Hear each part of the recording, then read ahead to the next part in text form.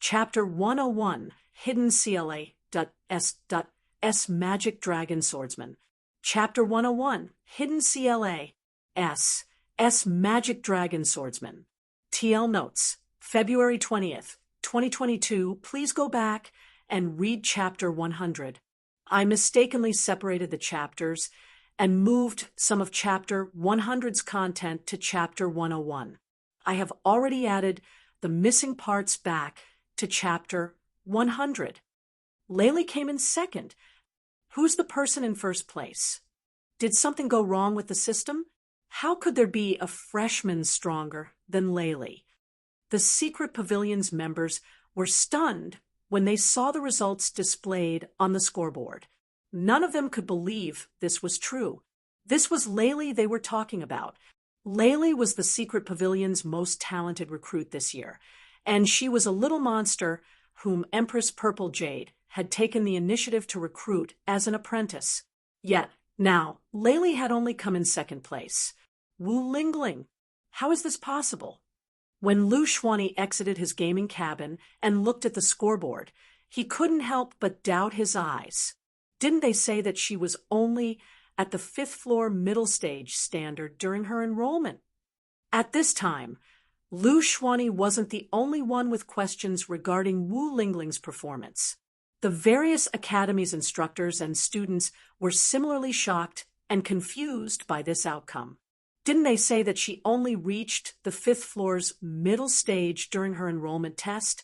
Could there be a mistake in the information? A monster. She's truly a monster.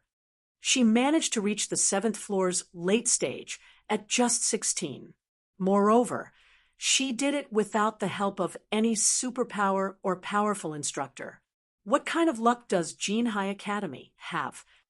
Originally, everyone was already plenty shocked by the performance of the Secret Pavilion's recruits.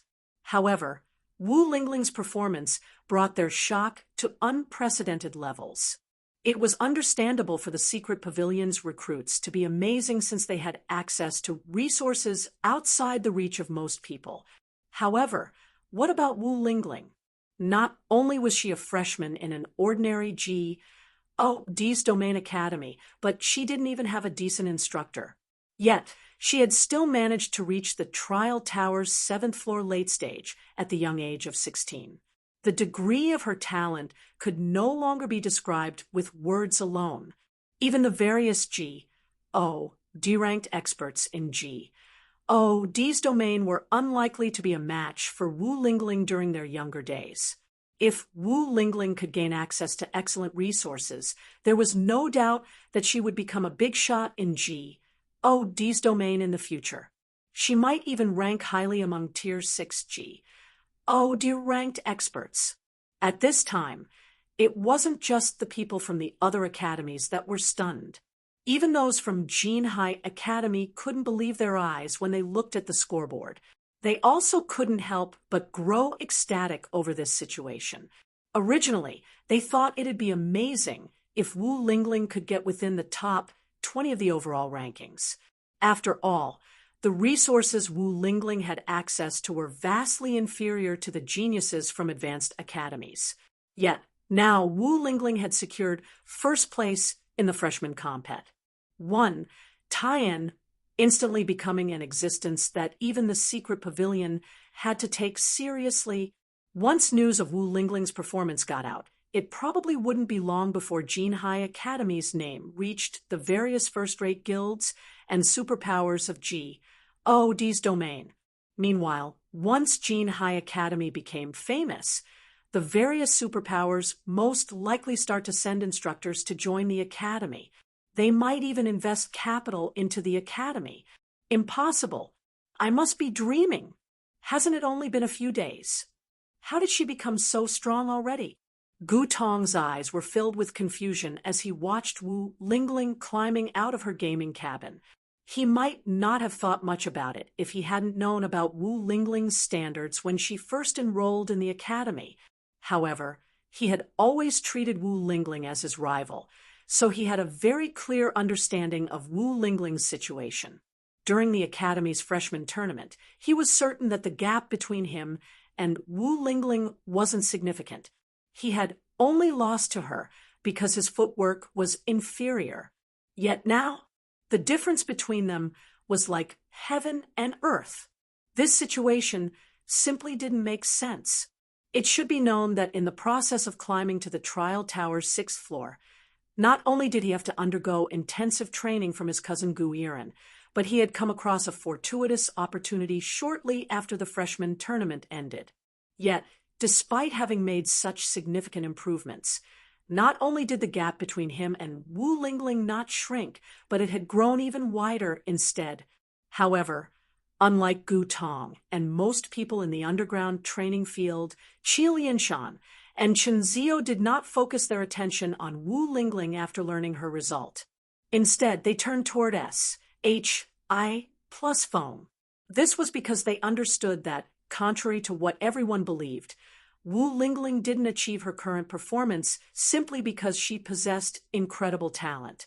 Instead, a large part of why she managed to achieve her current results was most likely because of SHI plus Feng's teachings. Did she receive a legacy? SHI plus Feng was also a little surprised when he saw the scoreboard. The last time SHI plus Feng saw Wu Lingling was less than a day ago, and the girl was only able to reach the 7th floor's middle stage at the time. Moreover, based on her progress at the middle stage, it should have taken her at least a few days to reach the 7th floor's late stage. Yet, she had accomplished this feat in less than a day. The only explanation SHI plus Feng could come up with for this situation was that Wu Lingling had obtained a legacy of some sort before coming to the secret pavilion's headquarters. Hence, she managed to achieve a qualitative improvement in her combat standards. Meanwhile, just like SHI plus Feng had guessed, Wu Lingling had indeed acquired a new legacy. After fighting the spy trio from Nature Hall and 100 Flower Palace and logging out of the game, Wu Lingling had contacted Soulfire and acquired a powerful advanced legacy from the adventurer team. Advanced Hidden CLA. S. Magic Dragon Swordsman. Not only did this hidden CLA, S grant a huge boost to her physique, but it had also increased her affinity with mana drastically, which allowed her to take notice of details she had previously failed to notice. In addition, the completion rate of her skills had also received an improvement. After receiving all these improvements, her combat standard had naturally risen as well. However, if Wu Lingling were to be honest, getting first place in this freshman compet, Tian was also outside her expectations. This was because Hidden Soul had constantly said that her talent and combat standard were subpar at best, and that she was vastly inferior compared to the various superpowers' top-tier geniuses. Wu Lingling didn't doubt Hidden Soul's words, either, since she couldn't even survive one move against Hidden Soul. Yet, now, she had come in first place in the freshman compet. Tian, could it be because the secret pavilion's recruits are much weaker than usual this year?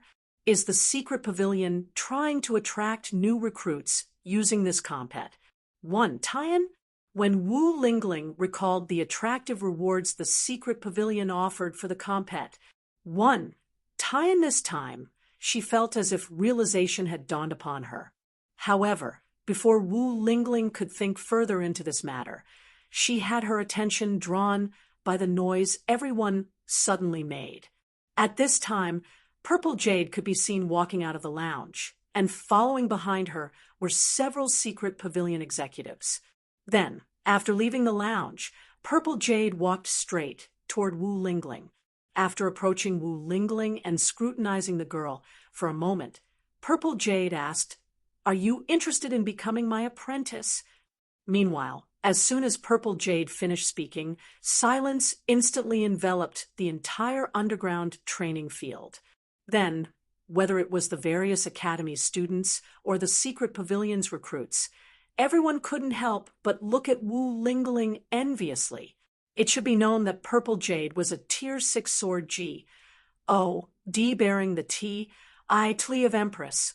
Not only did she possess top-tier strength among Tier 6G, OD-ranked experts, but she also held a vital position in the secret pavilion. So long as she gave the word, Wu Lingling could instantly become a core executive in the secret pavilion and receive whatever resources she wanted. At that time, she would become an existence that even the various international corporations would try to befriend. Meanwhile, Wu Lingling couldn't help but grow ecstatic when she heard Purple Jade's question. This was because Purple Jade was her idol. It was also because of Purple Jade that she became a swordsman. Now that her idol was extending an invitation to her, how could she not be excited? However, after taking a deep breath, Wu Lingling shook her head and said, "Thank you for your kind intentions, Commander Ziqiang. However, I already have an instructor, so forgive me for not being able to become your apprentice." Chapter 102, Inhuman Precision. Chapter 102, Inhuman Precision. Are my ears playing tricks on me? Did Wu Lingling just reject the Empress's invitation? She must have lost her mind. I remember that her teacher is called S.H.I. plus Feng, and he is only the former guild leader of a second-rate guild. Even during his peak, he had only managed to stick around at the top of Tier 3. Tier 3? Doesn't that mean he's just an ordinary expert? That's right. Any one of my academy's instructors can beat him up. That guy sure is lucky. I can't believe he picked up such a peerless genius. He wouldn't have to worry about his future with such a student following him. When the spectating crowd heard Wu Lingling rejecting Purple Jade's invitation, many of them couldn't help but grow confused. In addition, some of the instructors present who knew about Wu Lingling's background couldn't help but grow jealous of S.H.I. plus Feng. After all, even if they set aside the possibility that something might be wrong with Wu Lingling's brain, the girl could still easily reach Tier 5 with her monstrous talent. If given enough resources, she might even have a chance at reaching Tier 6. Yet, despite being only an ordinary expert, S.H.I. plus Feng had actually found himself such a monstrously talented apprentice. She must be out of her mind. If she doesn't want that opportunity, she should have given it to me instead. Lu Xuanyi cursed under his breath when he saw Wu Lingling rejecting Purple Jade's invitation. He was also a swordsman. If he could have a Tier 6 swordsman as his instructor, he would have a much easier time climbing to higher tiers in the future. Wu Xiaoxiao's little sister sure is an interesting person. She's even more stubborn than her elder sister. Lu Yenya, who stood beside Lu Xuanyi, said as she looked at Wu Lingling, "I'm afraid she's going to become your biggest rival in the future." Rival? Shaking his head, Lu Xuanyi said, "She is not worthy of being my rival now that she has rejected the secret pavilion's invitation. With only a Tier 3 instructor and no guild backing her, I'll leave her in the dust the next time we meet in the academy compet." One, tie-in. I guess you're right. She is the same as her elder sister in this regard, Lu Yenya said, nodding. Their instructor Soaring Snake had extended an invitation to Wu Xiaoxiao multiple times in the past. However, Wu Xiaoxiao had rejected his offer every time. Although Wu Xiaoxiao was already receiving from Crimson Emperor right now, the number of recruits Crimson Emperor needed to train was Civ. Thus, even though Wu Xiaoxiao was currently training under a superpower, the resources she received wouldn't be as significant as most people imagined. Had Wu Xiaoxiao accepted their instructor's invitation previously, she might even have had a chance to reach Tier 6. Now, though, she could, at most, linger around the Tier 5 threshold. While the surrounding spectators were feeling surprised and confused over Wu Lingling's decision, the burly man standing among the secret pavilion's executives similarly couldn't help but turn toward Jin High Academy's group with a look of surprise on his face. What's going on with Jin High Academy's people? Why aren't any instructors coming forward to advise Wu Lingling? Normally an ordinary G. Oh, D's Domain Academy would be over the moon if even an ordinary superpower tried to recruit one of their students, let alone a transcendental power like the Secret Pavilion. These academies would have frantically accepted the offer on their students' behalf. Yet Jinhai Academy's side was seemingly filled with eccentric people. Even after hearing Wu Lingling refuse Purple Jade's invitation, and body from Jinhai University had stepped forward to persuade the girl. On the contrary, every one of them looked at this situation as if they had expected it to happen. Meanwhile, when Jinhai Academy's instructors and Lin Yaoyue saw the Secret Pavilion's executives looking toward them, they couldn't help but reveal bitter smiles. If it was possible to change Wu Lingling's mind, they would have long since done so. Unfortunately, S.H.I. plus Feng seemingly possessed some unknown charm that had thoroughly captivated the little girl's heart. At this point, they had long since given up on influencing Wu Lingling's decisions, choosing to let the girl decide her own future instead. It wasn't a particularly bad decision to do so, either, since S.H.I. plus Feng wasn't as weak as he seemed. Otherwise, a senior instructor like Qi Lianshan wouldn't have treated S.H.I. plus Feng with such respect. How unfortunate! If you come across any problems in your training in the future, feel free to contact me. Purple Jade did not get angry after having her invitation rejected. Instead, she handed Wu Lingling her business card, her action causing many of the Secret Pavilion's members present to grow envious. This was because they understood that Purple Jade wasn't putting on an act. Instead, she was sincerely interested in Wu Lingling. After all, only a few people in the Secret Pavilion had Purple Jade's contact method. Should I go and talk with Jinhai Academy's side, Commander? I believe that with the Secret Pavilion's influence, that S.H.I. plus Feng wouldn't refuse our offer. The burly man whispered to Purple Jade when he saw that Purple Jade appeared very interested in Wu Lingling. A talent capable of catching Purple Jade's eyes was incredibly hard to come by. Although the Secret Pavilion's guild leader had tried to get Purple Jade to teach the guild's geniuses in the past, Purple Jade showed no interest in those geniuses whatsoever. The guild also couldn't force her to teach them since she was one of the guild's Tier 6G, D-ranked experts. It wasn't until recently that Layli had appeared and caught Purple Jade's attention. Now that Purple Jade had shown interest in Wu Lingling as well, the Secret Pavilion naturally couldn't let this rare opportunity get away. No need, Purple Jade said, shaking her head. Rather than that, I need you to look into S.H.I. plus Feng. He definitely isn't as simple as everyone thinks. Huh. The burly man couldn't help but grow confused.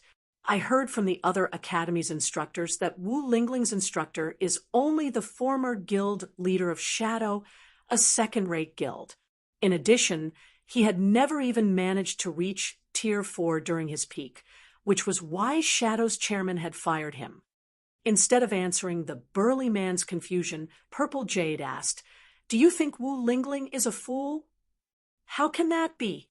There's no way she could have reached the 7th floor's late stage at 16 if she were a fool," the burly man answered strangely. "Doesn't that settle it? Then," after rolling her eyes at the burly man, Purple Jade put on a serious expression and said, "Moreover, there's one more important reason I said that S.H.I. plus Feng isn't simple." "An important reason? Could it be that there is something special about him?" the burly man asked. "It's not him who's special, but Wu Lingling instead. Her foundation is simply too solid. It is so solid that I can't help but suspect that she isn't a little girl, but an old monster who has lived for dozens of years." Purple Jade said, as she recalled Wu Lingling's every action. "When I was talking to her just now, I noticed that she has incredibly precise control over her subtle movements. That kind of precision is something you would only find on someone who has already been at the refinement realm for over a dozen or several dozen years. Yet, despite having such precision control, the continuity of Wu Lingling's movements was an utter mess, which is one of the main reasons recruits often have trouble entering the refinement realm. Commander, are you saying that the burly man couldn't help but shudder when the severity of Purple Jade's words sank into his mind? That's right. Either Wu Lingling has someone with G, like understanding over the refinement realm teaching her, or the girl is actually an old monster acting young before us, Purple Jade calmly said. However, no matter how I look at it, Wu Lingling is a teenage girl through and through. There is also no point for her to trick us, since we can easily discern her actual age and ident. 1. Tie through public records. In that case, that leaves us with only one possibility. Her instructor's understanding has already reached a like standard. I'll look into him right away. After saying so, the burly man promptly left the underground training field, not daring to waste even a moment longer. The refinement realm might not seem like anything special in the eyes of the various superpowers which were capable of systematically nurturing their own refinement realm experts, but not all refinement realm experts were equal. Depending on how dy of a foundation a person built for themselves at the refinement realm, their future development would also change significantly. Only by having a dy foundation could one progress further and faster. Unfortunately, helping players establish a dy foundation in the refinement realm was a challenge that troubled even the various superpowers. Even domain realm experts lacked the ability to help refinement realm experts develop their foundations. This was because everyone had bad habits, and changing these habits was incredibly challenging. Moreover, even if a person managed to get out of a bad habit, parts of it would still linger in their subconscious. Meanwhile, the only known way to get rid of bad habits right now was to have players continuously train themselves to change and get used to the refinement realm over a long period. However, this process involved a lot of time, and time was money for the various superpowers. Unfortunately, the only way they could streamline this process was if someone managed to achieve like understanding over the refinement realm and developed a perfect training system. If such a perfect system existed, new players could establish a solid foundation for themselves within a short period, saving them a lot of time in training and improving. However, according to the Secret Pavilion's knowledge, no guild in D's domain possessed such a capability yet. Indeed, not one guild was capable of accomplishing such a feat. 5 great super guilds were no exception.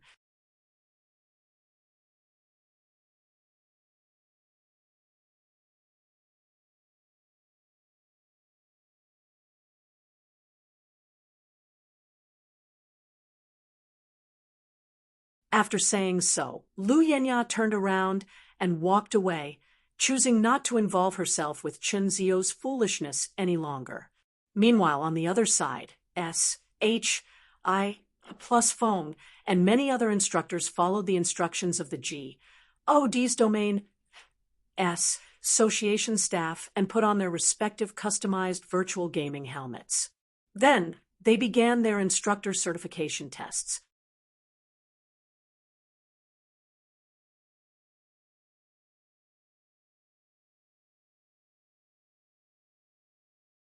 While it might not be a frontal clash, it is still a good way to see how I match up with the others. So, how can I miss out on such an opportunity? There were only several dozen Tier 6 experts in D's domain. With the exception of a few newly promoted Tier 6 experts, most veteran Tier 6 experts were incredibly secretive in their actions. Moreover, now that the various powers had already solidified their rule over their respective territories, there was almost no instance where Tier 6 combatants would appear on the battlefield. At most, clashes between powers would involve Tier 5 combatants. Because of this, Purple Jade hardly had any chances to fight against other Tier 6 experts after reaching Tier 6 herself. She was especially curious to find out the gap between herself and the various first-place rankers on the D's domain experts list that had disappeared over the years, the various old monsters, and those 4 people. Now that the D's domain association had provided the perfect place for her to test her standards, how could she miss out on this opportunity? All right, I'll get it done immediately. Immediately, Berserk Star stepped out of the lounge and contacted the D's domain association staff to arrange for Purple Jade's partic. 1 While Purple Jade was getting ready to take part in the test, the various superpowers Tier 6 experts also received news of the D's domain association's offer. Interesting. I'm going to try out this test. Is the association trying to come up with a global ranking list for experts? I've hardly fought with other Tier 6 experts after reaching Tier 6 myself. This is a good chance to check out how strong the other Tier 6 experts are. Shortly after news of the D's domain association's test rewards got out, many Tier 5 and Tier 6 experts worldwide started applying for the association's test one after another. For a time, the instructor's test became the focus of the world's peak experts and above. Many independent experts had even started broadcasting the status of the test stone tablets live. Meanwhile, inside one of the test instances, in the short time Fong spent pondering over the association's actions, several dozen names had appeared on the first floor's stone tablet. This meant that several dozen people had already cleared the first floor's test. So many got through already. Fong was a little surprised when he saw that the first floor's tablet list was nearly filled. According to the information the association provided, instructors would gain the bronze certification so long as they cleared the temple's first floor. Meanwhile, one needed to be at the flowing water realm at the very least to become a bronze instructor. It had only been a few minutes since the test began, yet several dozen experts had already conquered the first floor's test. This just showed how high the number and quality of experts partic. 1. Aiding in the test were. Immediately, Fong also chose to enter the temple. System. Registration is required to partic. 1. Aid in the test. You may use your D's domain ID or a new name to register. I can choose my own name, Fong was a little surprised by this situation. In that case, I'll go with Azura as my name. Currently, Fong still did not wish to expose his name of Black Flame. After all, both himself and Zero Wing were far too weak right now. So, it was good news that he could use a different pseudonym to challenge the test. System. Naming successful. Player ID Azura registered. Please check in on the first floor. Immediately, Fong transformed into a streak of light that disappeared into the temple's first floor. TL notes, 200 association points equals 2 million credits. Market value of S-rank nutrient fluid is 1 million credits. Chapter 105, Temple Trial. Chapter 105, Temple Trial. After arriving inside the temple's first floor, Fong opened his eyes and found himself looking at a vast plain. There were also 100 humanoid statues standing before him, and these statues wielded varying weapons such as bows, spears, swords, sabers, staffs, etc. At a glance, these statues looked like a small and well-organized army. System. You have 1 hour to defeat the 100 monsters here. Your character will be fixed at level 100 Tier 3. Your weapons and equipment will be fixed at the level 100 Dark Gold rank. Please select your CLA. S. Swordsman. S. H. I. Plus Foam was surprised when he inspected the humanoid statue's stats. Each of these statues only had 6 million HP, which wasn't even at the standard of level 100 lords. It was just several times higher than the average HP of players.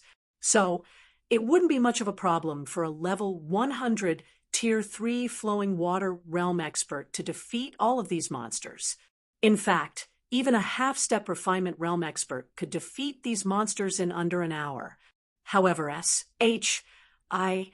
Plus Foam quickly realized the problem shortly after choosing his CLA. S.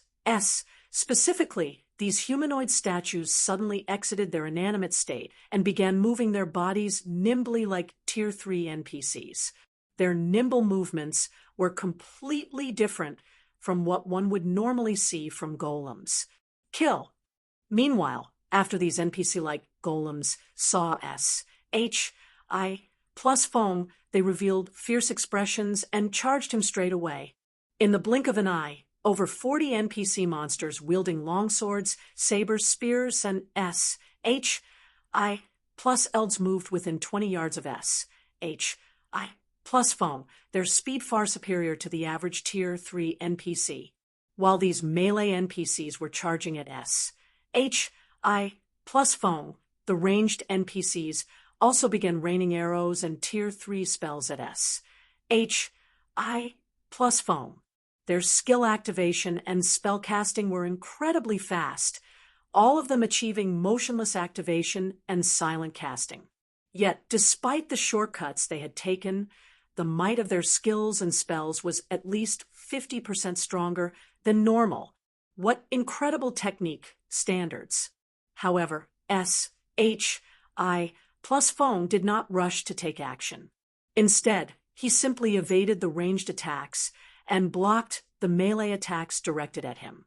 After several exchanges, S. H. I.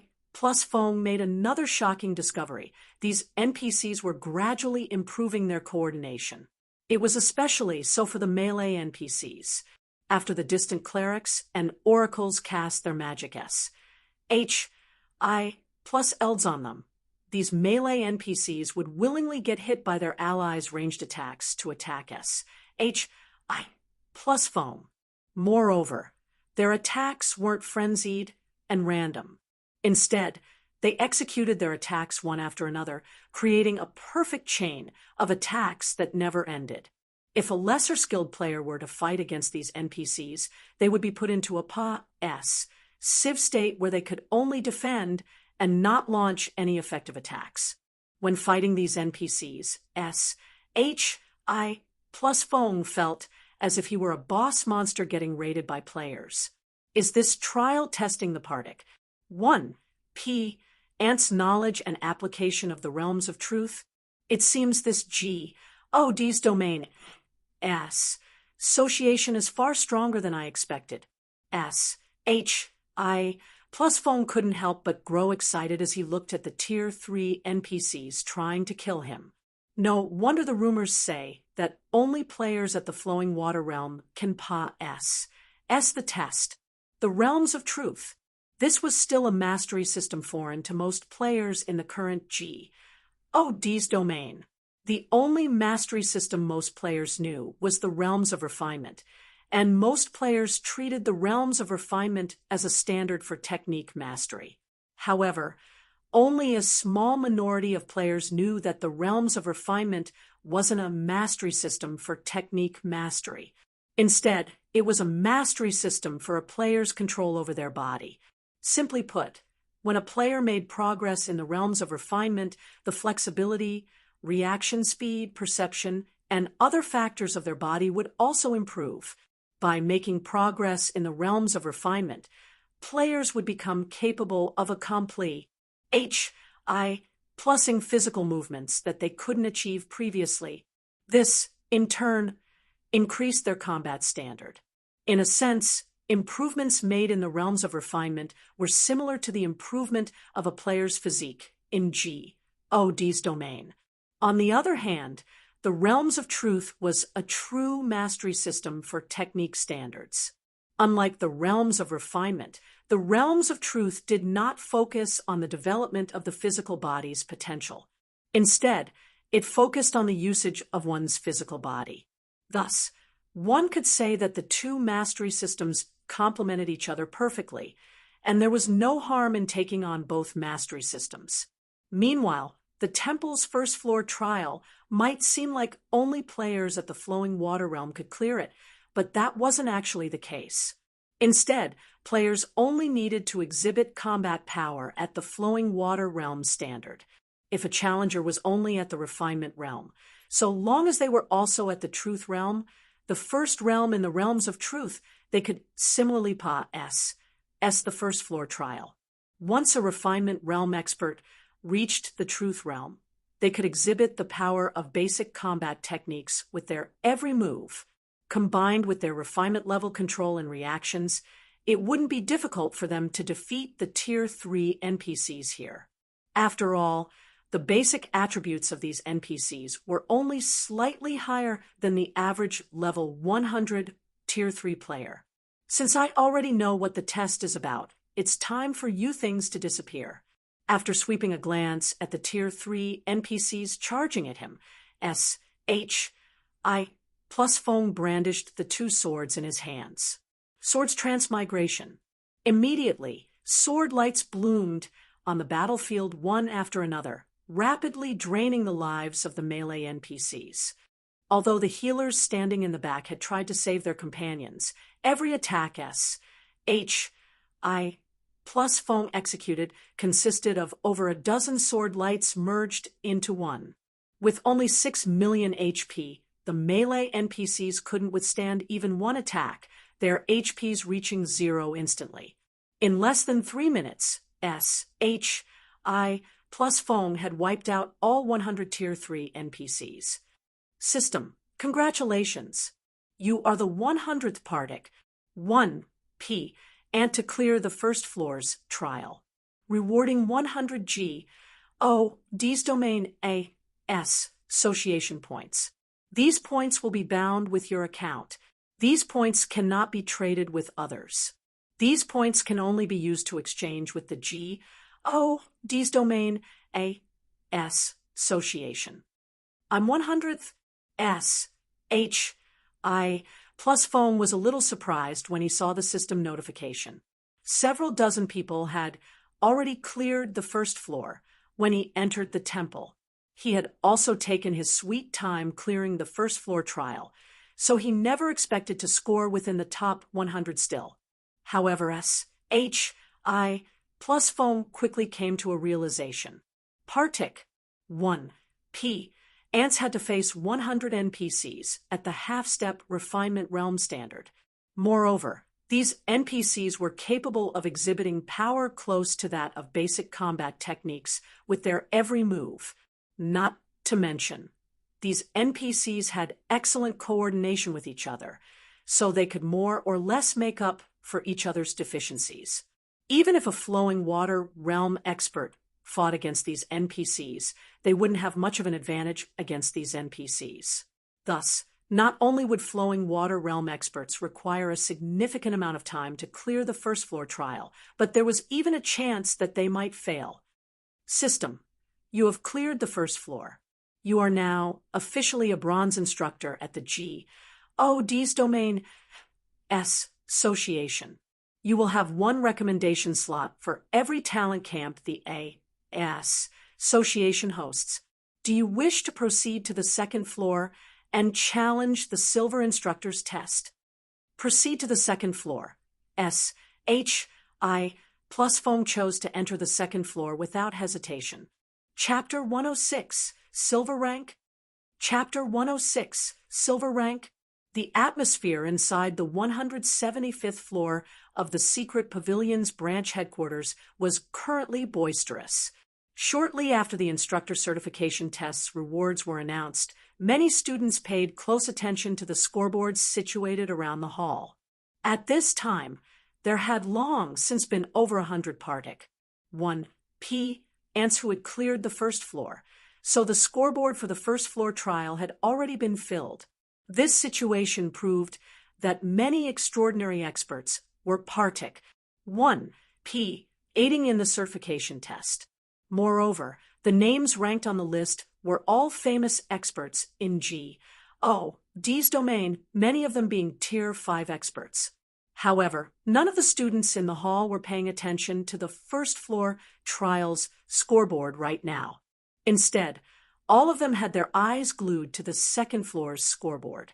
This was because the second floor trial's first place ranker had appeared not long ago, and this person was none other than Empress Purple Jade. Everyone couldn't help but be shocked by this situation, as they didn't think a Tier 6 sword D would Partick 1P 8 in the D's domain AS Association's instructor test.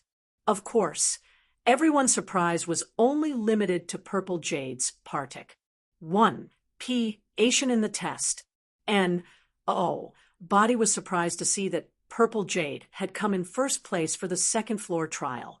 After all, Purple Jade was a Tier 6 sword D. How could Tier 4 and Tier 5 experts possibly compete against her? However, when more names began appearing on the scoreboard, an uproar quickly exploded in the hall. This was because every expert ranked within the top 10 of the scoreboard was a well-known Tier 6 D-ranked expert in D's domain. Second, Witch of the West Alice third, Battle Wolf Sirius 4th, Silver Ghost Prosciutto 5th, 13 Thrones Guild Leader Melancholy 6th, Magic Eye Hunter Phythalia 10th, Azure Chamber of Commerce's Hermit. At this point, the instructor test was no longer a simple test for Partick 1P aiding instructors. Instead, it had become a global ranking list for experts. It should be known that Tier 6 D-ranked experts were all elusive existences. Meeting even one of these individuals was akin to winning the lottery, let alone getting the chance to see these D-ranked experts compete with each other. Oftentimes, people would ask how strong Tier 6 D-ranked experts were, and who was the strongest among Tier 6 D-ranked experts. Even though the Secret Pavilion had created a D's domain experts list, those recorded on the list were merely ranked based on their publicly available battle records. It couldn't be considered an accurate measure of strength at all. Not to mention, some D-ranked experts weren't even on the list. Thus, the experts list could, at most, be used as a rough reference. However, the D's domain Association's instructor test was different. Although the test did not show how players would perform against each other in a duel, it still showed the exact combat standards of Partick 1P ants. Through this, everyone could tell how strong the Partick 1P aiding Tier 6 D-ranked experts were. Currently, the various academy students weren't the only ones paying close attention to the scoreboard. The various powers of D's domain were also looking at it with great interest. The AS Association has really blown the test, this time out of proportions, senior brother. I can't believe there are so many D-ranked experts Partick 1P aiding. Even teacher couldn't help himself from registering. Tao Yue, dressed in a lavender martial artist's robe, said as she looked at Gu Iran. Then, she looked toward the scoreboard for the second floor trial with an expectant gaze as she continued, I wonder how teacher will rank among the Tier 6 D-ranked experts. Their teacher was Thousand Swords, a legendary individual in world domination. He was also the guild's great elder. He had been a powerhouse in the virtual gaming industry since 20 years ago. He had even fought against the 5 great super guilds' old monsters and won some of these battles. Although their teacher had hidden behind the scenes ever since D's domain launched and mainly focused on guiding the younger generations, Tao Yue knew that their teacher was not the slightest bit weaker than the top 10 rankers on the D's domain experts list. He should have no problem placing within the top 5 out of the D-ranked experts present, Gu Iren answered as he looked at the scoreboard. However, it'll be difficult to get within the top 3. Setting aside the Witch of the West, even Serpa's Sing the Silver Ghost will be a great challenge. I heard that the Silver Ghost has already become the commander of mythology's main force. This goes to show that his strength has already Serpa's, said the previous commander. Aside from the Silver Ghost, 13 Thrones Guild leader and the Magic Eye Hunter are also experts who have reached the extremes of the domain realm. It won't be easy for teacher to win against these people. Tao Yue did not disagree with Gu Iren's judgment. This was because the people Gu Iren mentioned were indeed monsters. Even their teacher had very little chance of winning against these experts. Is this going to be the era where Tier SIXS compete? Fighting spirit filled Lin Yaoyue's eyes as she looked at the display on the first floor lobby of the Secret Pavilion's branch headquarters. Originally, Tier 6G, D-ranked experts were unreachable existences to her. However, that was no longer the case now. So long as she could successfully persuade her big sis and acquire Zero Wing's resources, she could secure herself a spot among Tier 6G, D-ranked experts in the future. What's going on? Why hasn't Instructor Soaring Snake cleared the second floor yet? Back on the 175th floor, Lu Yenya couldn't help but grow confused as she watched more and more people clearing the second floor trial. It should be known that her instructor was the 41st Partic, 1P, and to clear the first floor trial. Currently, it had already been over half an hour since the instructor's test began, and over 70 people had already cleared the second floor trial, yet her instructor's name still wasn't on the second floor's scoreboard. Sis, you don't have to be too worried. Instructor Soaring Snake is a Tier 5 expert, so he definitely won't have a problem in clearing the second floor trial, Lu Xuani said. The difficulty of the second floor trial is probably a little harder than we thought. It's just like the first floor trial. I heard that nearly half of the Flowing Water Realm instructors, that Partic, 1P, failed to clear it, while the rest took a significant amount of time to pass. The second floor's difficulty is probably the same. Instructor Soaring Snake is at the Void Realm's peak, so he should have no problems clearing the second floor trial. It'll just take a little more time. I understand. Lin Yenya nodded, feeling that her little brother's words made sense. Then she feeded her gaze to another display that showed the student registration list. The D's domain Association's talent camp had 3 registration lists: the bronze list, the silver list, and the gold list. These lists corresponded to the rank of the applicant's instructor. Currently, her instructor was still a bronze instructor, so her name was placed on the bronze list. The bronze list was also the only list with the most applicants right now, the applicant count exceeding over 100 already. However, out of all these applicants, the Association would only be allowing 10 to pass. It should be known that the bronze list's applicant count was still growing as time said. By the time the application period was over, it wouldn't be surprising to see 500 or 600 people on the list. Only by entering the silver list would she face less compat. 1 tie-in.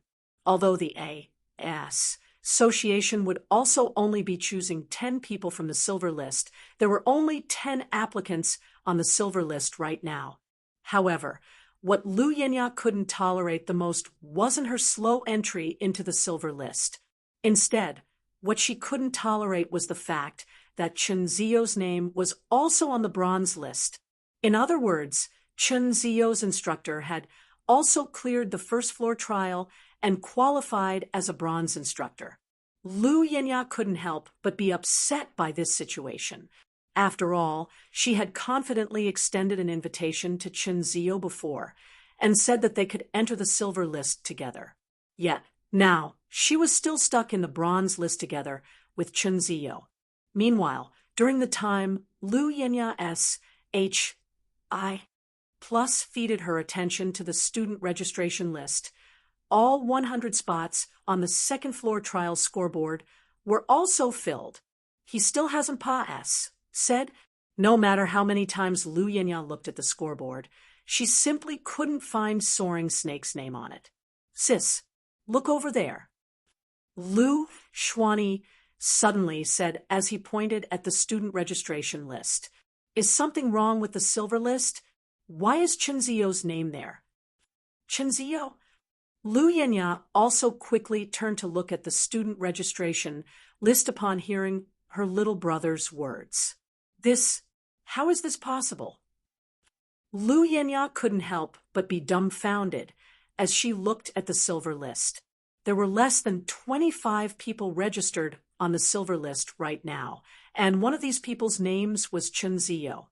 Moreover, the affiliated academy linked to this name was Jinhai Academy, so there was no doubt that this Chen Zio was the same Chen Zio she knew. Chapter 107, Transcendental Realm. Chapter 107, Transcendental Realm Silver Rank. Instructor S.H.I. plus already cleared the second floor trial. Chen Zio couldn't help but doubt her eyes as she looked at the notification she received on her quantum watch. She also made sure to look at the distant holographic display to ensure she wasn't dreaming or hallucinating. She had long since known that S.H.I. plus Feng wasn't an ordinary expert. After all, there was no way an ordinary expert could help her grow from the half-step refinement realm to the refinement realm with just one short lesson. This was a feat that even Void Realm experts couldn't necessarily accomplish. In fact, after attending just one of S.H.I. plus Feng's lessons, Qi Lianshan had lauded S.H.I. plus Feng's teaching abilities and estimated that S.H.I. plus Feng's strength was at the Void Realm standard at the very least. However, even after seeing the results on the second floor trials scoreboard and her entry into the silver list, she still couldn't help but doubt this situation. The silver list. After getting into the silver list, it meant that she had a high chance of getting accepted into the G.O.D's Domain Association's talent camp. At the very least, she had a success rate of 20%. After all, at the current rate, the silver list wouldn't have more than 50 applicants by the end of the application period. Meanwhile, the A.S. Association would similarly accept 10 applicants, so the time she faced was much fewer than the bronze list's applicants. However, other than the surprised Chen Zio and shocked Lu Yinya, Body was paying attention to S.H.I. plus Feng. Instead, everyone had their attention focused on the third floor trials scoreboard. It's been nearly 30 minutes since Purple Jade cleared the second floor. Why hasn't she cleared the third floor yet? The third floor's difficulty is probably significantly greater. I've seen many Void Realm experts failing the second floor trial already. The third floor trial is probably reserved exclusively for G.O.D ranked experts. I guess that's good. Otherwise, it'd be tough for us to tell the actual difference between these G.O.D ranked experts. Empress Purple Jade came in first on the second floor just now. I wonder who will complete the third floor first. I'm putting my money on the Witch of the West. It's either going to be her or the Silver Ghost. These two people are ranked within the top 10 of the G.O.D's Domain Experts list. Everyone else is a little inferior to them. Everyone began hushed discussions among themselves when they saw that the third floor's scoreboard wasn't being updated even after a long time, and they couldn't help but wonder who would clear the third floor trial first. Tier 6G. Oh, D-ranked experts rarely fought against each other, so there was no precise way to determine who was stronger and weaker in the past. However, now that so many D-ranked experts were partic 1P, aiding in this test for combat standards, everyone could see the difference between these D-ranked experts at a glance. Moreover, there was a slight difference in the scoreboards for the third floor and beyond. Rather than ranking partic 1P ants by the order in which they cleared the trial, the scoreboards for the third floor and beyond ranked partic 1P ants based on the time they took to clear their respective trials instead. In other words, the quicker a partic 1P ants clear time, the higher their rank would be. This would also provide everyone with a much more accurate measure of the partic 1P ants combat standards. Amidst everyone's discussions, the first name had also appeared on the third floor trials scoreboard. First current, Magic Eye Hunter Phythalia, 21 minutes 17 seconds.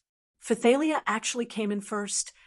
It seems the rumors about her strength being barely within the top 10 of D-ranked experts is false. Everyone was surprised when they saw the Magic Eye Hunter Phythalia coming in first. They didn't think that the Witch of the West, who possessed extraordinary perception and control, and the Silver Ghost, who mastered several bronze and silver combat techniques, would actually lose to Phythalia. After all, the public's evaluation of the Magic Eye Hunter wasn't particularly high. Meanwhile, shortly after Phythalia cleared the third floor trial, the second and third place partic 1P ants also appeared one after another. Second current, Silver Ghost Prosciutto, 22 minutes 39 seconds third current. Witch of the West Alice, 22 minutes 52 seconds fourth current. 13 Thrones Guild leader Melancholy, 24 minutes 26 seconds fifth current. Purple Jade, 26 minutes 31 seconds. Those two lost to Phythalia by over a minute. Phythalia has really concealed her strength well. At this rate, unless the 5 great super guilds, old monsters, and those 4 monsters make an appearance, she'll probably rank number 1 in the test this time. When everyone saw the time it took for the Silver Ghost and the Witch of the West to clear their respective trials, they could clearly tell that there was a significant difference between them and Phythalia. However, just when everyone thought that the top ranks for the scoreboard were set, another name appeared on the third floor scoreboard a few minutes later and pushed Melancholy out of fourth place. Fourth current, Thousand Swords, 23 minutes 28 seconds. C-R-A-P. Who's this Thousand Swords? He's actually behind the Silver Ghost and the Witch of the West by less than a minute. I believe this person is World Domination's Great Elder.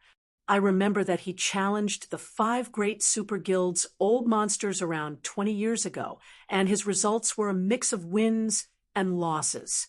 I didn't think he would still be so strong after such a long time. As expected of a veteran super guild, World Domination has powerful foundations. Many people who recognized Thousand Swords' name couldn't help but be surprised to see him ranked so highly. After all, he had already reached his prime 20 years ago, yet he was still capable of matching the experts of younger generations. I knew it. Teacher really is amazing. Tao Yue's eyes sparkled when she saw Thousand Swords' name appearing on the third floor's scoreboard. Fourth, he actually came in fourth place. Moreover, he's only slightly behind the 2 in front. With this, everyone will know that World Domination is no weaker than the 5 great super guilds. The other superpowers will probably shrink back a little when dealing with our guild in the future, Guirin said, a rare happy smile appearing on his face. After all was said and done, D's domain, where strength spoke volumes. Although Tier 6 G, D-ranked experts rarely took action and typically served as only a deterrence. There was still a difference in the strength of a guild's deterrence. Now that the various superpowers could see that world domination possessed a high-ranking D-ranked expert, they would definitely think twice when challenging world domination in the future. Meanwhile, inside one of the many instances of the third-floor trial, H.I. Plus Phone was currently facing against 100 Tier 3 NPCs at the half-step Void Realm standard. Moreover, every one of these NPCs could exhibit the power of an advanced combat technique with their every move. When they combined their attacks, the power they could exhibit easily reached the standard of mythic monsters. When 100 of such NPCs worked together, it'd be a child's play for them to defeat domain realm experts. This temple truly is a wonderful place for training, although it isn't as good as the ancient civilization's Realms of Truth legacies. It is still one of the few places to train in the Realms of Truth. H.I. Plus Feng's eyes burned with shone in excitement as he looked at the Tier 3 NPCs attacking him. The experience of facing these NPCs' fierce and unrelenting attacks was an experience that couldn't normally be found in the outside world. If he didn't maximize the use of his offensive power, defensive power, and speed, he wouldn't be able to defend against the fierce assault at all. However, even though H.I.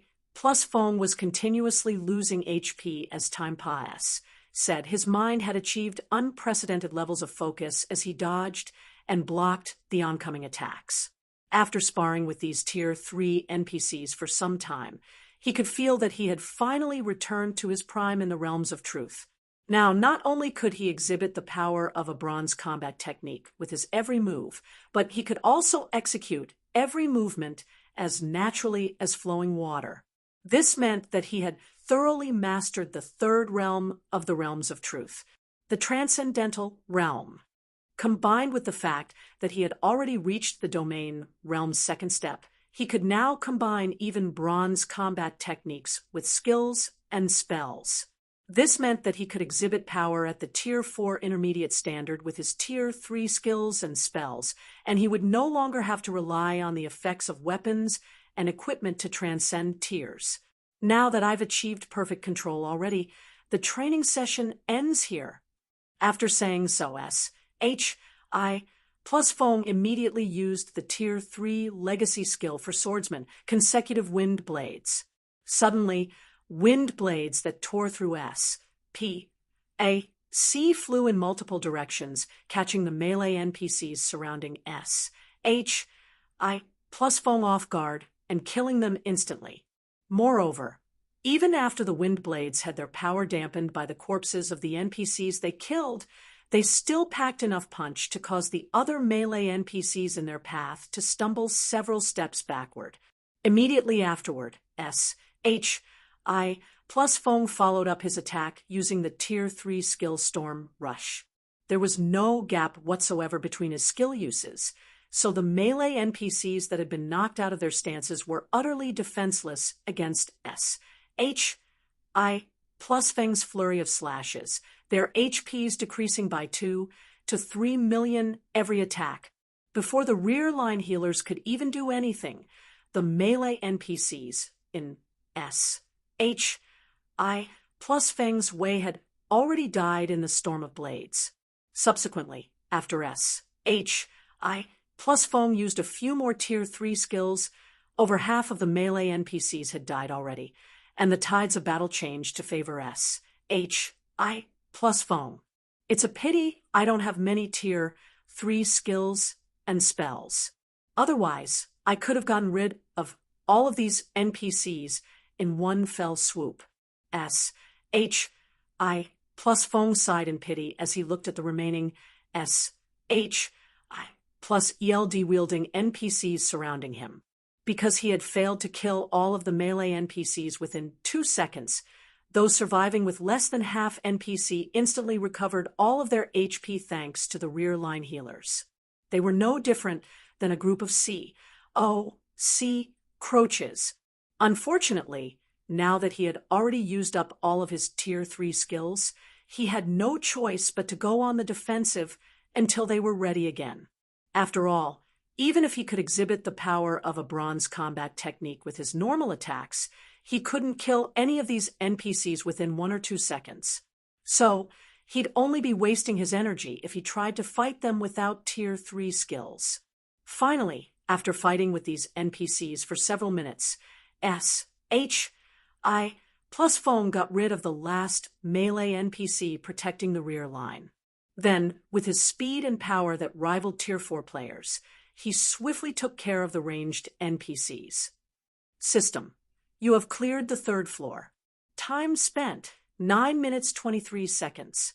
You are now officially a gold instructor at the G.O.D's Domain A.S. Association. You will have 3 recommendation slots for every talent camp the A.S. Association hosts. Do you wish to proceed to the 4th floor? The 4th floor. After having experienced the 3rd floor trial, S.H.I. plus Foam couldn't help but wonder what challenges would await him on the temple's 4th floor. Proceed. Chapter 108, 4th floor. Chapter 108, 4th floor. In the blink of an eye, S.H.I. plus Foam found himself appearing in a completely different location. The setting of the 3rd floor trial was a stone forest. The 4th floor trial, on the other hand, was an arena, or more specifically, a very modernized arena. Not only could S.H.I. plus Foam see all sorts of advanced technology around the arena, but there were also many flying disc-like objects hovering above the arena. Moreover, every one of these flying discs had luxuriously dressed people sitting on them, the flying discs granting these people an overlooking view of the arena. Meanwhile, S.H.I.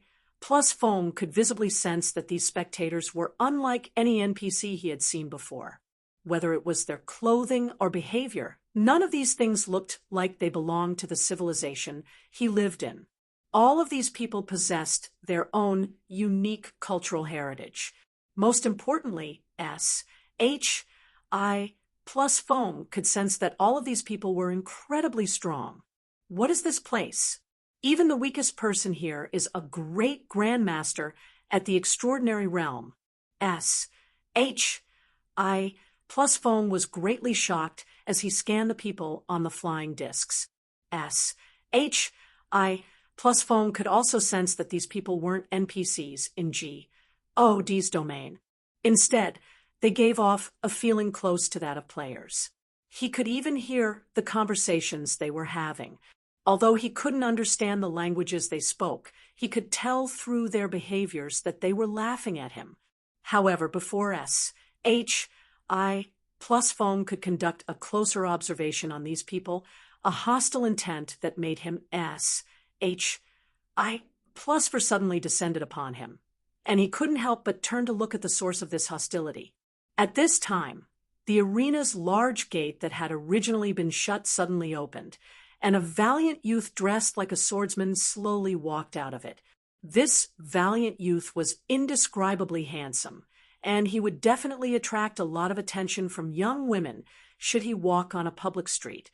Moreover, he also had pointed ears and turquoise eyes, proof of his elven descent. However, as soon as S.H.I. plus Foam saw this elven youth, he instantly felt an unprecedented pressure descending upon him. Is he above the extraordinary realm? S.H.I. plus Foam couldn't help but have such a thought when he saw the elven youth. Although the elven youth was similarly at Tier 3, fully clad in dark gold equipment, and had similar HP as him, the pressure he felt from the youth was much more intense than even a superior mythic monster. Meanwhile, after the elven youth stepped into the arena and looked at S.H.I. plus Foam, he shook his head slightly, a flash of disappointment appearing in his eyes. Then, he took a step forward without even bothering to unsheath the great sword he carried on his back. In the blink of an eye, the elven youth crossed the distance of over 100 yards and appeared in front of S.H.I. plus Foam. What speed? S. H. I. Plus Fong was startled when he looked at the expressionless youth before him. The youth's speed was so fast that it had already said the limits of his senses. By the time he picked up on the youth's presence, the other party had long since appeared before him. Subsequently, the elven youth swung down an arm at S.H.I. Plus Fong as if he were swinging a sword, the youth's arm shattering the S.P.A.C. in its path and leaving behind a trail of darkness. I need to block it. Almost instinctively, S.H.I. Plus Fong executed swords transmigration. Boom! The dark gold swords S.H.I. Plus Fong wielded could cut and smash rocks apart. Yet, the instant his swords came into contact with the elven youth's arm, he felt as if he had just hit an impenetrable wall. Not only did his arms instantly go numb, but the recoil of his attack and the force exerted by the youth's arm had also sent him flying back several dozen yards. When S.H.I. Plus Fong landed on the ground and looked at his longswords, he found that each of them had a deep groove on them. He can break dark gold weapons with his body after just a brief contact. Each of the dark gold swords S.H.I. Plus Fong wielded had received a big dent, and their durability had also dropped by 30%. In other words, the elven youth would only need 3 more attacks to destroy his weapons. However, before S.H.I. Plus Fong could figure out an appropriate countermeasure to this situation, the elven youth appeared before him again and executed another chopping attack. This time, the youth's attack had bisected the entire arena's S.P.A.C., and even time had begun to slow down in the face of his attack. Faced with this situation, S.H.I. Plus Fong promptly made the decision to combine swords transmigration with the Tier 3 skill Thunder Tiger. Thunder Tiger was the fastest offensive skill available to a Tier 3 swordsman, the skill increasing the user's attack speed by 100% and strength by 80% upon activation. Clang! Unfortunately, the instant the silver longswords came into contact with the elven youth's arm, they instantly shattered like GLA. Then an imperceptible black slit cut through S.H.I. Plus Feng's body, instantly dropping his HP to 0. Is this the strength that lies beyond the realms of truth? S.H.I. Plus Fong experienced an unprecedented degree of shock as he looked at the elven youth and his shattered longswords. He never thought there would be such a huge gap between the temple's 4th floor and 3rd floor trials. The standard of the elven youth's combat proficiency was definitely the greatest he had ever seen in all 3 of his lives. Meanwhile, S.H.I. Plus Feng's surroundings began blurring after he died, and a system notification appeared before him. System: you have failed the 4th floor. Time spent: 5 seconds. If you wish to challenge the temple again, you will have to wait for 1 month. Shortly after the system notification, S.H.I.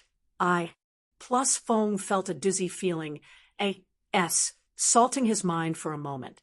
Then, by the time his mind regained its clarity, he found himself back on the 175th floor of the Secret Pavilion's branch headquarters. At this time, several hundred people occupied the 175th floor's hall. However, the hall was indescribably quiet as everyone stared at the information displayed on the hall's central display. 3rd floor Trials Scoreboard. Chapter 109, Strongest Tier 6 Player. Chapter 109, Strongest Tier 6 Player? Azura. Who is this person? Why haven't I heard of this name before? Isn't this guy a little too strong? Even Phythalia only managed 21 minutes 17 seconds, yet he managed 9 minutes 23 seconds. He's on an entirely different level. At this time, everyone paying attention to the D's domain Association's instructor certification test couldn't help but doubt their eyes when they saw the rankings for the third floor trial. Setting aside the Magic Eye Hunter Phythalia, both the Silver Ghost and the Witch of the West were nigh invincible existences among Tier 6G, D-ranked experts. Even superpowers with Tier 6G, D-ranked experts wouldn't dare offend these two people without a good reason. This was because both of these two had a frightening record of single-handedly defeating at least 2G, D-ranked experts several years ago. Now that some years had said since they set these records, there was no doubt that they had grown stronger. Meanwhile, although it was indeed surprising for Phythalia to come in first place previously, Phythalia wasn't some nameless body. She had also successfully killed a D-ranked expert by herself in the past. It was even rumored that she had acquired OD's legacy. So, it wasn't unacceptable that she managed to surpass the Silver Ghost and the Witch of the West. However, what was up with this Azura?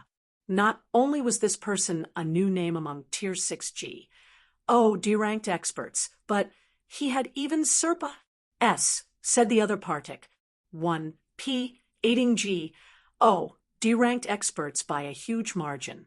He had practically made a fool out of all the D-ranked experts that ranked beneath him. I've never heard of any D-ranked experts named Azura before. Could this guy be a newly promoted D-ranked expert? No such D-ranked expert exists among the various powers. He's probably a lone wolf. This guy's amazing. He actually overpowered so many legends as an independent player. With this, body will dare look down on us independent players anymore. Investigate. We must get this person to join us. If we have such an expert in our guild, even the 5 great super guilds won't dare to casually offend us. The various powers had varying thoughts when they saw Azura's score on the third floor trials scoreboard. Some admired him, some were surprised by his strength, and some were curious about his ident. One tie after getting over their initial shock, though these powers promptly thought of recruiting him. It was especially true for the various corporations that had received news of this matter. The various superpowers had long since divided the current resources in D's domain among themselves. It was especially true for the 7 luminaries crystals, the resource crucial for reaching Tier 6. With the various superpowers' current monopoly, it was utterly impossible to TCH any of these crucial resources from them. Even a new Tier 6G, D-ranked expert appearing outside the various superpowers wouldn't change this fact. After all, the various superpowers could produce D-ranked experts at a much higher rate. However, that might change now that the D-ranked expert known as Azura had appeared.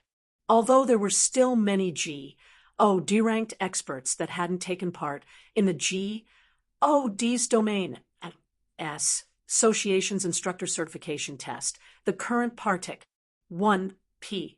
Ants were already more than enough to represent most of D's domain's D-ranked experts. Meanwhile, with the exception of the 5 great super guilds' old monsters and those 4 monsters, it was unlikely that any other D-ranked expert could beat Azura's score. Hence, it wouldn't be an exaggeration to say that Azura was the strongest Tier 6G, D-ranked expert in D's domain. Azura, is it? When Purple Jade, who was resting in the branch headquarters top floor lounge, saw the results on the holographic screen before her, her eyes burned with fighting spirit. Personally, Purple Jade felt that she had improved a lot since she reached Tier 6 several years ago. Right now, she felt that she could fight even Prosciutto and Alice and have a chance at winning. Other than those 4 peerless monsters and the 5 great super guilds' mysterious old monsters, she doubted that any other D-ranked expert could achieve a decisive victory over her. Now, though, a new target had appeared in Purple Jade's mind, and this target was none other than Azura. In the past, unless D-ranked experts decided to fight each other, there was no way to tell the difference between D-ranked experts. However, there was a convenient way to do so now. The D's Domain A.S. Association's Instructor Certification Test. Anyone who had aided in the test, particularly the third floor trial, would know how challenging it was to defeat all those NPCs.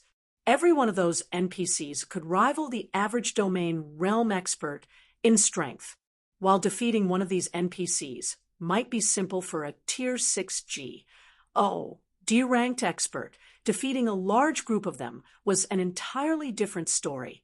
Despite how confident Purple Jade was in her strength, even she had taken 26 minutes to clear the third floor trial.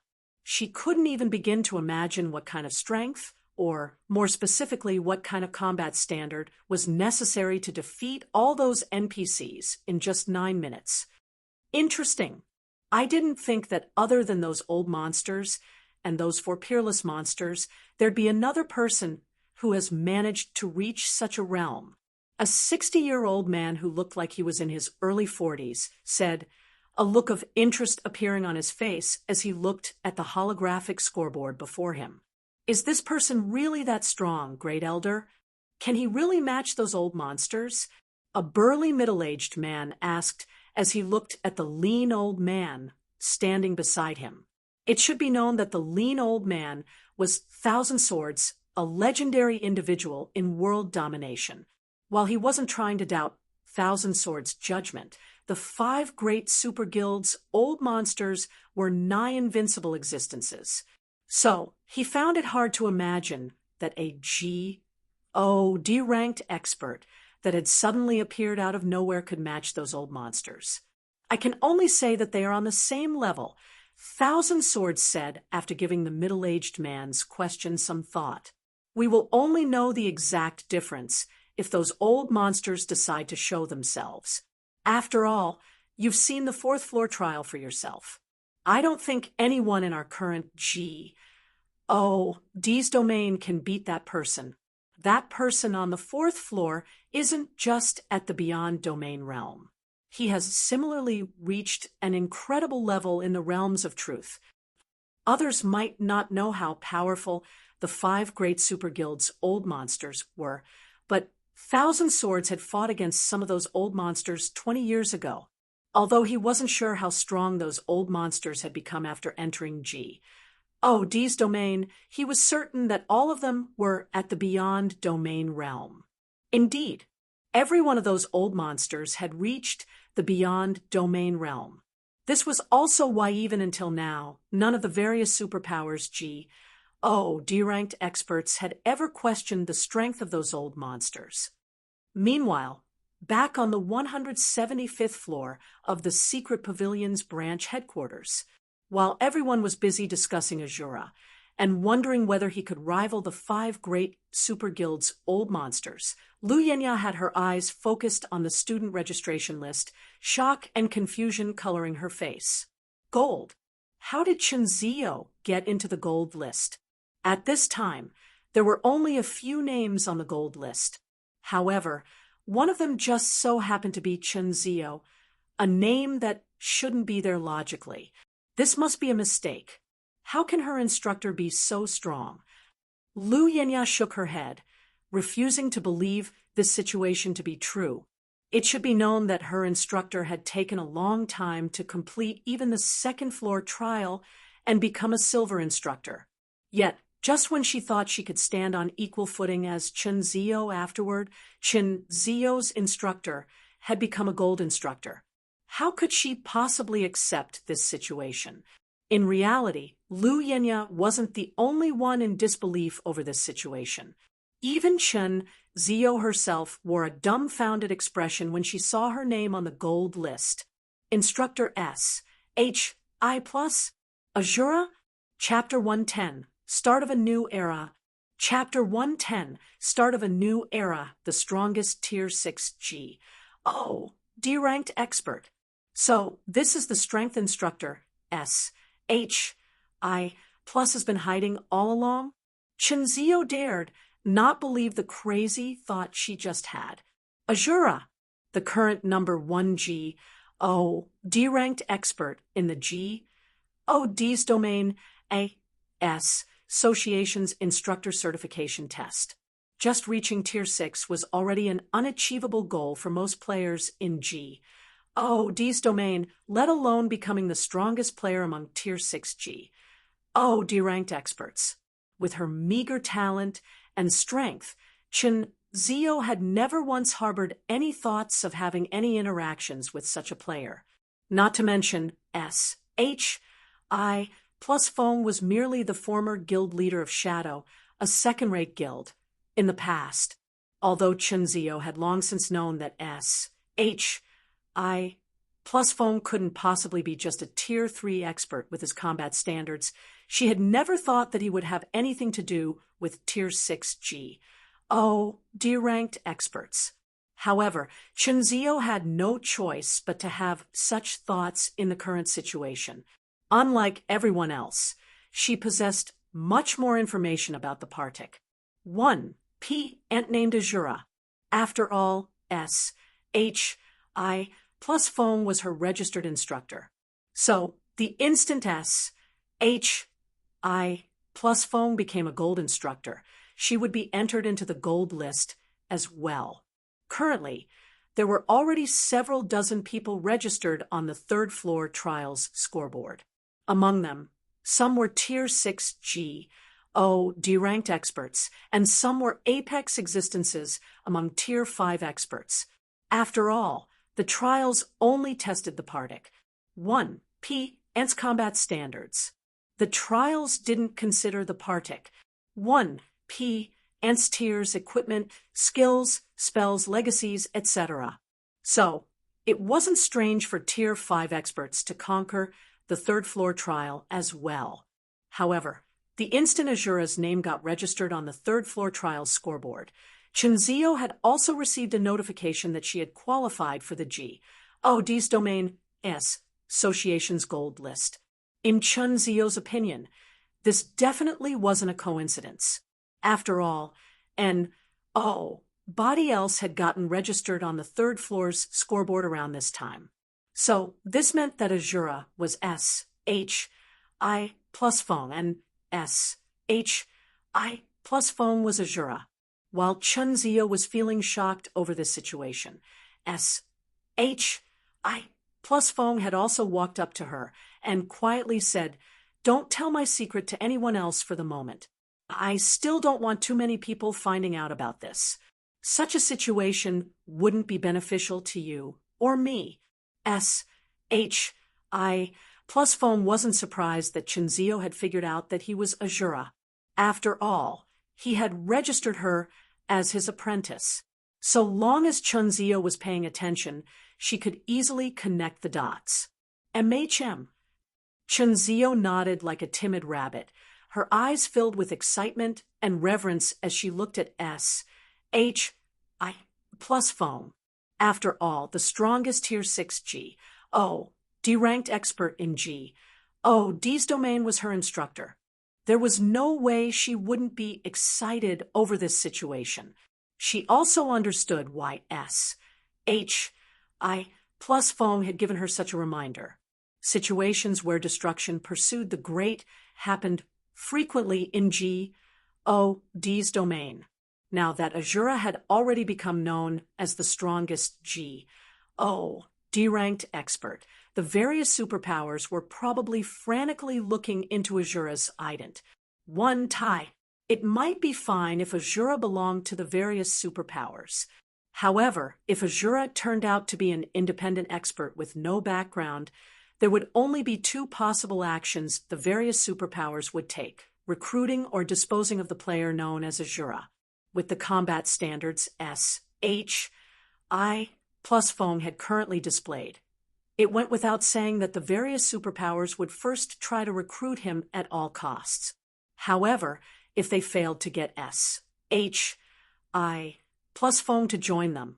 The subsequent actions they would take went without saying. At that time, the various superpowers probably wouldn't stop at just targeting S, H, I plus phone. Even the people around S, H, I plus phone might not be spared. Meanwhile, as S, H, I plus Feng's registered apprentice, Chen Zio would definitely be the first to suffer the various superpowers' wrath. You'll have to start working harder to improve yourself once we return, S, H, I plus Feng said as he looked at the names on the third floor trials scoreboard. The resources the AS Association provides are quite tempting, so it won't be long before war breaks out among the various powers. If you don't have enough strength, you might even have difficulty leveling up. The various powers are going to go to war. Chen Zio was confused by S, H, I plus Feng's words. The current situation in D's domain could be described as a pool of dead water. At most, the various powers would engage in insignificant conflicts. Never would they start a full-blown war against one another. So, she found it hard to believe that a war would break out among the various powers. You'll know what I mean soon enough, S, H, I plus Feng said, not bothering to explain himself. Then, he turned around and left the 175th floor. The reason the various powers could maintain a stable relations, H, I plus P with one another thus far, was due to the vague gap in strength between experts, particularly Tier 5 experts. After all, Body could tell how strong a Tier 5 expert was compared to other Tier 5 experts until they fought. Meanwhile, although fights between Tier 5 experts happened from time to time, they were still relatively rare. Because of this, most Tier 5 experts were unaware of how strong they were compared to their peers, and the only way to determine a power's overall strength was through the number of Tier 5 experts it had. However, the advent of the D's domain AS Association's instructor certification test had just removed this unknown variable and shattered the balance between the various powers. Now, everyone was aware that not all Tier 5 experts were equal, and that it was possible for one Tier 5 expert to defeat multiple Tier 5 experts. In that case, how could the guilds with fewer but stronger Tier 5 experts be willing to settle for fewer resources than guilds with more but weaker Tier 5 experts? D's domain had already officially become a second world for humans. Every additional territory a power occupied could mean profits that could make even major corporations grow envious. Not to mention, now that D's domain faced the threat of invasion by outer world forces, the various powers would need more resources to nurture more experts so that they could better defend their territories. Hence, now that the unknown variable known as the strength of experts was out of the way, D's domain's various powers might very well launch an all-out war against each other after today. Meanwhile, if these powers were willing to go to war with each other, it went without saying that they wouldn't hesitate to target independent players, either.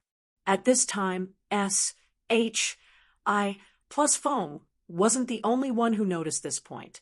The many powers and experts paying attention to the instructor certification test also realized it. Is this going to be the reshuffling for Tier 5 experts? Lin Yaoyue frowned as she looked at her quantum watch's holographic display. It was a common opinion that Tier 5 experts were largely equal in strength to each other in the past. Even if there was a difference, it wouldn't be significant. However, the scoreboards of the second and third floor trials proved otherwise. Contrary to everyone's expectations, Civ gap in strength existed even among Tier 5 experts. It was especially true for the gap between the older generation and the newer generation Tier 5 experts. Unexpectedly, everyone had overestimated the older generation experts and underestimated the newer generation experts. This was because most of the Tier 5 experts who had conquered the third floor trial were newer generation experts. Seeing this situation, there was no way the various powers would remain quiet and settle for the current status quo in G.O.D's domain. Meanwhile, what caught Lin Yaiwe off guard the most was that neither her guild's guild leader nor Great Elder Confused Heart had made it onto the third floor's scoreboard. This outcome would undoubtedly create a huge impact on Mysterious Moon's prestige. In the past, other first-rate guilds had believed that Mysterious Moon's guild leader and Confused Heart were nigh invincible existences among Tier 5 experts. Adding on the fact that Mysterious Moon had many Tier 5 experts, the guild became regarded as top tier among first-rate guilds. Meanwhile, thanks to this status, Mysterious Moon was able to occupy crucial territories most other first-rate guilds could never occupy. Other first-rate guilds had even taken the initiative to surrender some of the miniature ancient world's resources to Mysterious Moon out of fear and respect. However, now that both of these supposedly invincible individuals had failed to clear the third floor trial, it meant that they were no different than the other Tier 5 experts that were stuck on the second floor trial. This situation would put Mysterious Moon in an incredibly precarious situation. On the other side, after the G.O.D's domain S Association's instructor certification test ended, Chinzio got into the A.S. Association's talent camp without fail, and S.H.I. Plus Fong also received the bottle of S-rank nutrient fluid Qi Lanshan had promised him. Chapter 111, Ancient City Takes Shape. Chapter 111, Ancient City takes shape. Jinhai City, Qingzhou Villa District. After spending the day at the Secret Pavilion's branch headquarters, S.H.I. Plus Fong hurriedly returned to his villa to rest. In reality, those touring the branch headquarters could choose to spend the night there. However, when S.H.I. Plus Fong considered the bottle of S-rank nutrient fluid he got from Qi Lianshan and the 11,100 ACE association points he earned from the instructor certification test, he didn't wish to waste even a moment longer there. Thus, he left the branch headquarters ahead of time. 1 bottle of life potion and 6 bottles of S-rank nutrient fluid. These supplements should be enough to heal my body's injuries and replenish my cells' vitality. S.H.I. Plus Fong thought expectantly as he looked at the 7 bottles he had just placed into the refrigerator.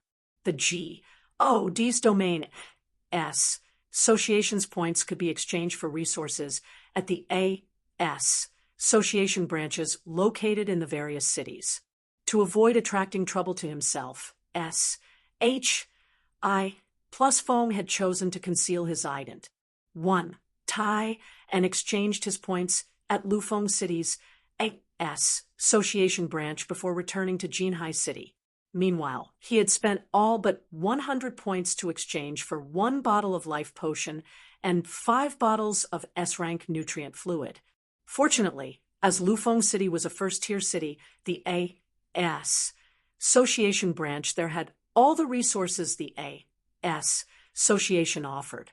Moreover, the exchange system was operated by AI. So long as he had enough points to exchange for the items he selected, the AI would send fully automated robots to deliver the items to him. No human was involved in the entire process, so there was no need to worry that his ident, 1, Tai would get exposed. Meanwhile, with 6 bottles of S-rank nutrient fluid and 1 bottle of life potion, he should be able to elevate his physical fitness to the standard of master martial artists. Most importantly, the life potion would rejuvenate his cells, returning him to his prime of youth.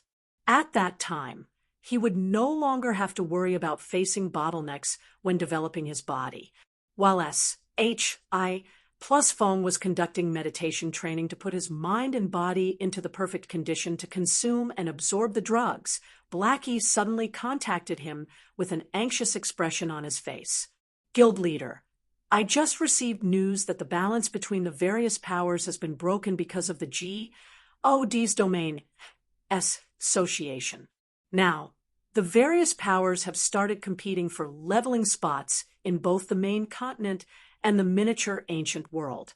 Battles involving tens of thousands of players have even taken place in a few places already, Blackie said in a helpless tone. Right now, the various first-rate guilds and guild alliances have already locked down all leveling maps under level 110 in the miniature ancient world. They're not letting any outsiders set foot into these maps. Qianliu's side has even clashed with some teams already, although they've won every fight so far. We've also suffered a lot of casualties. Currently, although Zero Wing's internal members were ahead of the various guilds in terms of levels, their optimum leveling spots were still level 105 to level 110 leveling maps due to the inconvenience of travel. Originally, few guilds would send their teams out to these maps, so Zero Wing's internal members got to enjoy ample leveling resources. However, now that the various guilds were laying claim over these maps, it became a lot more challenging for Zero Wing to monopolize these resources. Although Zero Wing's members could fend off those who tried to hinder them, most of the opponents they faced were experts from the various first-rate guilds. Fighting against these experts while grinding would lower their grinding efficiency significantly. Moreover, as a small guild, the last thing Zero Wing wanted was to have a protracted fight with a large guild. After all, a large guild could afford to have a portion of their members keep Zero Wing busy, while the rest of their members focused on leveling up rapidly. That is indeed a problem.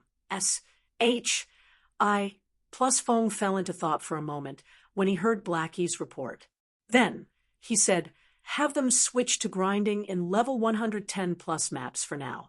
Although their leveling efficiency will still decrease, it will still be better than if they stayed and fought. Also, you don't need to worry about recruiting new members. Just focus on leveling up for now. Okay, I'll notify Qianliu and the others, Blackie said. After giving the matter some thought, he felt that this was the only solution they had right now. After Blackie disconnected the call, Plus Fong also stopped meditating, took out a bottle of S-rank nutrient fluid from the refrigerator, and emptied it into his stomach. It seems I'll have to accelerate the Abyssal Star City's construction, although Plus Fong had more or less expected the various powers to make a big move after the instructor certification test. He didn't think they would act so quickly. He also didn't expect the Compat 1 tie-in to reach the miniature ancient world as well. After drinking the S-rank nutrient fluid and feeling a warm feeling spreading throughout his body, Plus Fong lied into his virtual gaming cabin and logged into D's domain, Misty Canyon, Abyssal Star Ancient City. When Plus Fong logged back into the game, he found that the Abyssal Star City had undergone massive changes. This Plus Fong was stunned when he saw the pedestrians walking along the city's main street. The once deserted ancient city had become populated by numerous NPCs in less than a day. Moreover, many of these NPCs were merchants and adventurers. NPC merchants and NPC adventurers might be a common sight in towns and cities, but it was incredibly strange to see so many of these NPCs in a city that had been summoned only recently. It should be known that NPC merchants and NPC adventurers were crucial for a city's early-stage development. After all, a city could only rent its shops out if there were NPC merchants seeking to rent them, and a city's shops would also only have products to sell if NPC merchants were renting them. Meanwhile, a city could only defend itself if there were NPC adventurers applying to become guards. If a city lacked sufficient NPC guards, it couldn't even maintain basic public security. NPC guards were especially important for the Abyssal Star City, since it sat in the monster-infested Misty Canyon. Meanwhile, after seeing how rapidly the Abyssal Star Ancient City had developed, Plus Fong couldn't help but admit that Hidden Soul was indeed a capable person. System: Abyssal Star Ancient City has ACCU, Mulat 2,000 popularity points, and 500 city guards. Do you wish to spend 20,000 magic crystals to unlock the Abyssal Star Advanced Workshop? Chapter 110, Start of a New Era. Chapter 110, Start of a New Era. The strongest Tier 6 God-ranked expert. So, this is the strength Instructor Sure has been hiding all along? Chen Zio dared not believe the crazy thought she just had. Azura, the current #1 God-ranked expert in the God's Domain Association's instructor certification test. Just reaching Tier 6 was already an unachievable goal for most players in God's Domain, let alone becoming the strongest player among Tier 6 God-ranked experts. With her meager talent and strength, Chen Zio had never once harbored any thoughts of having any interactions with such a player. Not to mention, Shifeng was merely the former guild leader of Shadow, a second-rate guild, in the past. Although Chen Zio had long since known that Shifeng couldn't possibly be just a Tier 3 expert with his combat standards, she had never thought that he would have anything to do with Tier 6 God-ranked experts. However, Chen Zio had no choice but to have such thoughts in the current situation. Unlike everyone else, she possessed much more information about the participant named Azura. After all, Shifeng was her registered instructor. So, the instant Shifeng became a gold instructor, she would be entered into the gold list as well.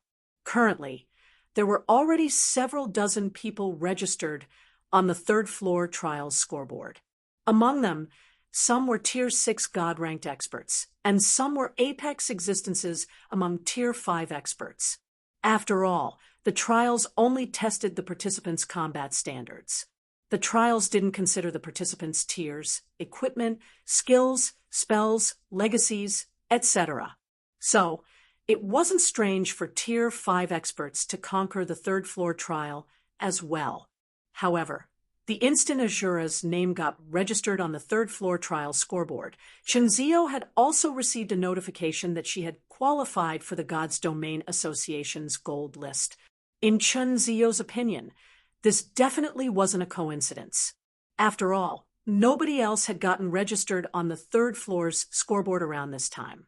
So this meant that Azura was Shifeng, and Shifeng was Azura. While Chen Zio was feeling shocked over this situation, Shifeng had also walked up to her and quietly said, "Don't tell my secret to anyone else for the moment. I still don't want too many people finding out about this. Such a situation wouldn't be beneficial to you or me." Shifeng wasn't surprised that Chen Zio had figured out that he was Azura. After all, he had registered her as his apprentice. So long as Chen Zio was paying attention, she could easily connect the dots. MHM. Chen Zio nodded like a timid rabbit, her eyes filled with excitement and reverence as she looked at Shifeng. After all, the strongest Tier 6 God-ranked expert in God's Domain was her instructor. There was no way she wouldn't be excited over this situation. She also understood why Shifeng had given her such a reminder. Situations where destruction pursued the great happened frequently in God's domain. Now that Azura had already become known as the strongest God-ranked expert, the various superpowers were probably frantically looking into Azura's identity. It might be fine if Azura belonged to the various superpowers. However, if Azura turned out to be an independent expert with no background, there would only be two possible actions the various superpowers would take: recruiting or disposing of the player known as Azura. With the combat standards Shifeng had currently displayed, it went without saying that the various superpowers would first try to recruit him at all costs. However, if they failed to get Shifeng to join them, the subsequent actions they would take went without saying. At that time, the various superpowers probably wouldn't stop at just targeting Shifeng. Even the people around Shifeng might not be spared. Meanwhile, as Shifeng's registered apprentice, Chen Zio would definitely be the first to suffer the various superpowers' wrath. You'll have to start working harder to improve yourself once we return, Shifeng said as he looked at the names on the third-floor trials scoreboard. The resources the association provides are quite tempting, so it won't be long before war breaks out among the various powers. If you don't have enough strength, you might even have difficulty leveling up. The various powers are going to go to war? Chunzio was confused by Shifeng's words. The current situation in God's domain could be described as a pool of dead water. At most, the various powers would engage in insignificant conflicts. Never would they start a full-blown war against one another. So, she found it hard to believe that a war would break out among the various powers. You'll know what I mean soon enough, Shifeng said, not bothering to explain himself. Then, he turned around and left the 175th floor. The reason the various powers could maintain a stable relationship with one another thus far was due to the vague gap in strength between experts, particularly Tier 5 experts. After all, nobody could tell how strong a Tier 5 expert was compared to other Tier 5 experts until they fought. Meanwhile, although fights between Tier 5 experts happened from time to time, they were still relatively rare. Because of this, most Tier 5 experts were unaware of how strong they were compared to their peers, and the only way to determine a power's overall strength was through the number of Tier 5 experts it had. However, the advent of the God's Domain Association's instructor certification test had just removed this unknown variable and shattered the balance between the various powers. Now, everyone was aware that not all Tier 5 experts were equal, and that it was possible for one Tier 5 expert to defeat multiple Tier 5 experts. In that case, how could the guilds with fewer but stronger Tier 5 experts be willing to settle for fewer resources than guilds with more but weaker Tier 5 experts? God's domain had already officially become a second world for humans. Every additional territory a power occupied could mean profits that could make even major corporations grow envious. Not to mention, now that God's domain faced the threat of invasion by outer world forces, the various powers would need more resources to nurture more experts so that they could better defend their territories. Hence, now that the unknown variable known as the strength of experts was out of the way, God's domain's various powers might very well launch an all-out war against each other after today. Meanwhile, if these powers were willing to go to war with each other, it went without saying that they wouldn't hesitate to target independent players, either. At this time, Shifeng wasn't the only one who noticed this point. The many powers and experts paying attention to the instructor certification test also realized it. Is this going to be the reshuffling for Tier 5 experts? Lin Yaoyue frowned as she looked at her Quantum Watch's holographic display. It was a common opinion that Tier 5 experts were largely equal in strength to each other in the past. Even if there was a difference, it wouldn't be significant. However, the scoreboards of the second and third floor trials proved otherwise. Contrary to everyone's expectations, a massive gap in strength existed even among Tier 5 experts. It was especially true for the gap between the older generation and the newer generation Tier 5 experts. Unexpectedly, everyone had overestimated the older generation experts and underestimated the newer generation experts. This was because most of the Tier 5 experts who had conquered the third floor trial were newer generation experts. Seeing this situation, there was no way the various powers would remain quiet and settle for the current status quo in God's domain. Meanwhile, what caught Lin Yaoyue off guard the most was that neither her guild's guild leader nor Great Elder Confused Heart had made it onto the third floor's scoreboard. This outcome would undoubtedly create a huge impact on Mysterious Moon's prestige.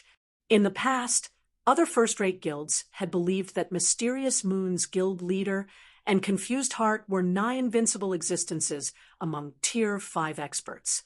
Adding on the fact that Mysterious Moon had many Tier 5 experts, the guild became regarded as top tier among first-rate guilds. Meanwhile, Thanks to this status, Mysterious Moon was able to occupy crucial territories most other first-rate guilds could never occupy. Other first-rate guilds had even taken the initiative to surrender some of the miniature ancient world's resources to Mysterious Moon out of fear and respect. However, now that both of these supposedly invincible individuals had failed to clear the third-floor trial, it meant that they were no different than the other Tier 5 experts that were stuck on the second-floor trial. This situation would put Mysterious Moon in an incredibly precarious situation. On the other side, after the Gods Domain Association's instructor certification test ended, Chunzio got into the association's talent camp without fail, and Shifeng also received the bottle of S-rank nutrient fluid Qi Lanshan had promised him. If you find any errors, broken links, non-standard content, etc., please let us know so we can fix it as soon as possible. Chapter 3037, Chapter 111, Ancient City Takes Shape. Chapter 3037, Chapter 111, Ancient City Takes Shape. Jinhai City, Qingzhou Villa District. After spending the day at the Secret Pavilion's branch headquarters, Shifeng hurriedly returned to his villa to rest. In reality, those touring the branch headquarters could choose to spend the night there. However, when Shifeng considered the bottle of S-rank nutrient fluid he got from Qi Lianshan and the 11,100 association points he earned from the instructor certification test, he didn't wish to waste even a moment longer there. Thus, he left the branch headquarters ahead of time. 1 bottle of life potion and 6 bottles of S-rank nutrient fluid. These supplements should be enough to heal my body's injuries and replenish my cells' vitality, Shifeng thought expectantly as he looked at the 7 bottles he had just placed into the refrigerator. The Gods Domain Association's points could be exchanged for resources at the association branches located in the various cities. To avoid attracting trouble to himself, Shifeng had chosen to conceal his identity and exchanged his points at Lufeng City's association branch before returning to Jinhai City. Meanwhile, he had spent all but 100 points to exchange for 1 bottle of life potion and 5 bottles of S-rank nutrient fluid. Fortunately, as Lufeng City was a first-tier city, the association branch there had all the resources the association offered. Moreover, the exchange system was operated by AI. So long as he had enough points to exchange for the items he selected, the AI would send fully automated robots to deliver the items to him. No human was involved in the entire process, so there was no need to worry that his identity would get exposed. Meanwhile, with 6 bottles of S-rank nutrient fluid and 1 bottle of life potion, he should be able to elevate his physical fitness to the standard of master martial artists. Most importantly, the life potion would rejuvenate his cells, returning him to his prime of youth. At that time, he would no longer have to worry about facing bottlenecks when developing his body. While Shifeng was conducting meditation training to put his mind and body into the perfect condition to consume and absorb the drugs, Blackie suddenly contacted him with an anxious expression on his face. "Guild leader, I just received news that the balance between the various powers has been broken because of the Gods Domain Association. Now, the various powers have started competing for leveling spots in both the main continent and the miniature ancient world. Battles involving tens of thousands of players have even taken place in a few places already," Blackie said in a helpless tone. Right now, the various first-rate guilds and guild alliances have already locked down all leveling maps under level 110 in the miniature ancient world. They're not letting any outsiders set foot into these maps. Qianliu's side has even clashed with some teams already. Although they've won every fight so far, we've also suffered a lot of casualties. Currently, although Zero Wing's internal members were ahead of the various guilds in terms of levels, their optimum leveling spots were still level 105 to level 110 leveling maps due to the inconvenience of travel. Originally, few guilds would send their teams out to these maps, so Zero Wing's internal members got to enjoy ample leveling resources. However, now that the various guilds were laying claim over these maps, it became a lot more challenging for Zero Wing to monopolize these resources. Although Zero Wing's members could fend off those who tried to hinder them, most of the opponents they faced were experts from the various first-rate guilds. Fighting against these experts while grinding would lower their grinding efficiency significantly.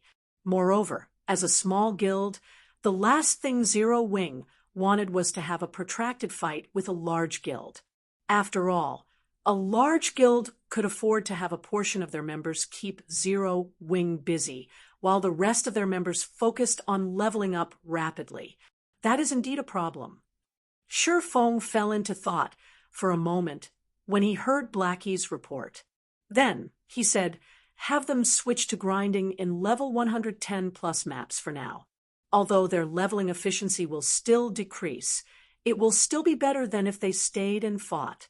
Also, you don't need to worry about recruiting new members. Just focus on leveling up for now. Okay, I'll notify Qianlu and the others, Blackie said, after giving the matter some thought. He felt that this was the only solution they had right now. After Blackie disconnected the call, Shi Feng also stopped meditating, took out a bottle of S-rank nutrient fluid from the refrigerator, and emptied it into his stomach. It seems I'll have to accelerate the Abyssal Star City's construction. Although Shi Feng had more or less expected the various powers to make a big move after the instructor certification test, he didn't think they would act so quickly. He also didn't expect the competition to reach the miniature ancient world as well. After drinking the S-rank nutrient fluid and feeling a warm feeling spreading throughout his body, Shi Feng lied into his virtual gaming cabin and logged into God's domain. Misty Canyon, Abyssal Star Ancient City. When Shi Feng logged back into the game, he found that the Abyssal Star City had undergone massive changes. Shi Feng was stunned when he saw the pedestrians walking along the city's main street. The once deserted ancient city had become populated by numerous NPCs in less than a day. Moreover, many of these NPCs were merchants and adventurers. NPC merchants and NPC adventurers might be a common sight in towns and cities, but it was incredibly strange to see so many of these NPCs in a city that had been summoned only recently. It should be known that NPC merchants and NPC adventurers were crucial for a city's early-stage development. After all, a city could only rent its shops out if there were NPC merchants seeking to rent them, and a city's shops would also only have products to sell if NPC merchants were renting them. Meanwhile, a city could only defend itself if there were NPC adventurers applying to become guards. If a city lacked sufficient NPC guards, it couldn't even maintain basic public security. NPC guards were especially important for the Abyssal Star City, since it sat in the monster-infested Misty Canyon. Meanwhile, after seeing how rapidly the Abyssal Star Ancient City had developed, Shi Feng couldn't help but admit that Hidden Soul was indeed a capable person. System: Abyssal Star Ancient City has accumulated 2,000 popularity points and 500 city guards. Do you wish to spend 20,000 magic crystals to unlock the Abyssal Star Advanced Workshop? If you find any errors, broken links, non-standard content, etc., please let us know so we can fix it as soon as possible. Chapter 112, Ancient Workshop. Chapter 112, Ancient Workshop and Advanced Workshop. Shi Feng couldn't help but be surprised when he saw the system notification. Shi Feng was no stranger to workshops. Once a guild city reached the main city rank, players could construct a workshop in the city simply by spending coins and magic crystals. Meanwhile, exactly as its name suggested, the workshop was a place for the various lifestyle classes to conduct their work. At the same time, it also possessed some of the Lifestyle Association's functions, such as issuing NPC commissions and trade offers. Not only could lifestyle players acquire rare resources through the workshop, but they also had a certain chance to acquire designs and recipes from NPCs, thereby increasing their lifestyle standards. In addition, the workshop would also sell materials needed by the various lifestyle classes for crafting basic items. Sometimes it would even sell rare materials cheaply. However, while acquiring a basic workshop might be a straightforward process, acquiring an advanced workshop was a whole other story. The advanced workshop was no longer something players could unlock simply by spending coins and magic crystals. Instead, players needed to acquire the construction design for it. Meanwhile, an advanced workshop was a qualitative leap from a basic workshop. In the case of a basic workshop, it would, at most, have basic, advanced, and special workrooms. Although these workrooms could help increase players' production success rate, the increase was limited and would not exceed 10%. However, it was an entirely different story for an advanced workshop. Even the most inferior workroom in an advanced workshop would be at the special rank. Other than special workrooms, there were also magic workrooms that could increase players' production rate by 25%. In God's domain, many Master and Grandmaster lifestyle players would often defect to another power just so that they could have the privilege of using a magic workroom. If news got out that the Abyssal Star Ancient City had unlocked an advanced workshop, the various superpowers would definitely lose their minds. After all, this was an advanced workshop inside the miniature ancient world. Unlock it! Shifeng chose to unlock the advanced workshop without hesitation. Previously, he had already stocked up 100,000 magic crystals in Abyssal Star City. Although spending 20,000 magic crystals so quickly hurt his heart, it was a small price to pay for an advanced workshop. Now that there was an advanced workshop in Abyssal Star City, it meant that Zero Wing would have no problem attracting lifestyle players to join. The importance of lifestyle players was no less than combat players. This was because a considerable portion of God's domain's epic weapons and equipment came from the hands of lifestyle players. Some lifestyle players were even capable of crafting fragmented legendary items. Moreover, compared to items obtained from loot, items created by players were a much better fit for players. It was especially true for epic and fragmented legendary items. This was because items of such rank were typically made to fit the players who would use them. Meanwhile, because these items were made to fit the user, the players using these custom-made items could exhibit close to 100% of these items' potential. In comparison, an ordinary expert would, at most, be able to exhibit 70% of a looted item's potential, while peak experts could exhibit only 90%. In addition, when using a looted item, players would have to adapt their combat style to the item's characteristics instead of the other way around. Depending on how much change players had to make, it might lead to a further reduction in strength. Hence, all experts at the Void Realm standard or above would almost always use custom-made items. It didn't matter even if acquiring these items cost them 10 times more than what they would normally have to pay for an item of the same quality. The only times when experts of such caliber would use looted items were when the items in question possessed incredible basic attributes or effects. Because of this, almost every Master and Grandmaster lifestyle players in God's domain had a waiting list of several years.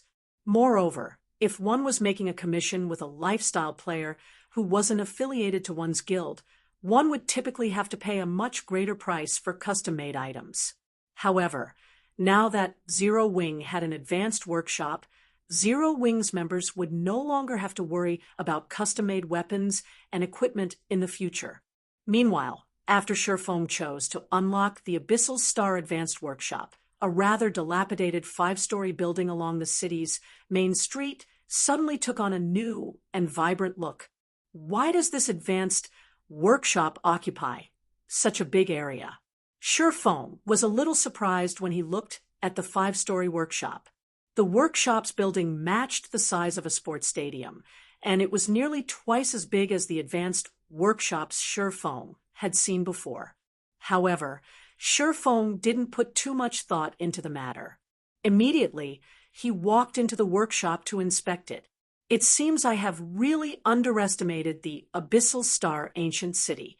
With its abilities, it can probably rank among the top 3 even within the second sequence. After Sherfong was done inspecting the Abyssal Star Advanced Workshop, he couldn't help but take in a deep breath as he tried to calm his restless heart. If he were to describe the city's ancient tower as a holy land for players to develop their control over mana, then the Abyssal Star Advanced Workshop would be a holy land for lifestyle players. Not only did the Abyssal Star Advanced Workshop have 400 special workrooms, but it even had 60 magic workrooms. These numbers were more than double that of the average advanced workshop. In addition, the Abyssal Star Advanced Workshop also had 9 incredibly special rooms that could be described as miniature worlds. Meanwhile, these workrooms were named the Sage's Room. In these 9 Sage's Rooms, players could simulate the production process of an item simply by spending some magic crystals. Without wasting precious materials, players could familiarize themselves with an item's production process, thereby increasing their production success rate. For Master and Grandmaster lifestyle players seeking to produce epic and fragmented legendary items, the function of these Sage's Rooms was something they dreamed of having. After all, the materials needed to produce epic and fragmented legendary items were incredibly precious. Even the 5 great super guilds wouldn't dare let their lifestyle players practice with these materials. So, it wouldn't be an exaggeration to say that the Sage's Room's simulation function was priceless. Moreover, this simulation function wasn't everything the Sage's Room had to offer. The Sage's Room still had one more function, and it was even more amazing than the simulation function. Legacy guidance. Indeed, legacy guidance for lifestyle players. In an era where almost all lifestyle legacies had vanished from God's domain, the Sage's Room's ability to offer legacy guidances was utterly unimaginable. However, it wasn't completely accurate to say that the Sage's Room provided players with legacy guidances. Rather than providing players with theoretical knowledge, the Sage's Room granted players a buff that increased their lifestyle rank by 1 while inside the room. In addition, the Sage's Room would also provide players with a simulation of the best possible method to produce a designated item, allowing players to have a clear goal when producing the designated item. Even so, this function would shake the entirety of God's domain should it be made known to the public. After all, in the current God's domain, the only legacies that lifestyle players had to go by were textual descriptions of production techniques. They were not given any clear requirements or goals they needed to achieve to learn these techniques. This was why the development of lifestyle players was incapable of keeping up with the development of combat players, who possessed complete combat systems. Compared to subworlds with complete lifestyle systems, the development of lifestyle players in this subworld was at a snail's pace. If you find any errors, broken links, non-standard content, etc., please let us know so we can fix it as soon as possible. Chapter 113, Emerging Strength. Chapter 113, Emerging Strength. This is going to be a headache. Sherfong couldn't help but feel his head hurting when he finished looking through the Abyssal Star Advanced Workshop's information. If he was merely dealing with an ordinary advanced workshop, he could have recruited lifestyle players without worry. However, with the presence of the Sage's Rooms, he had to be extra careful when recruiting lifestyle players.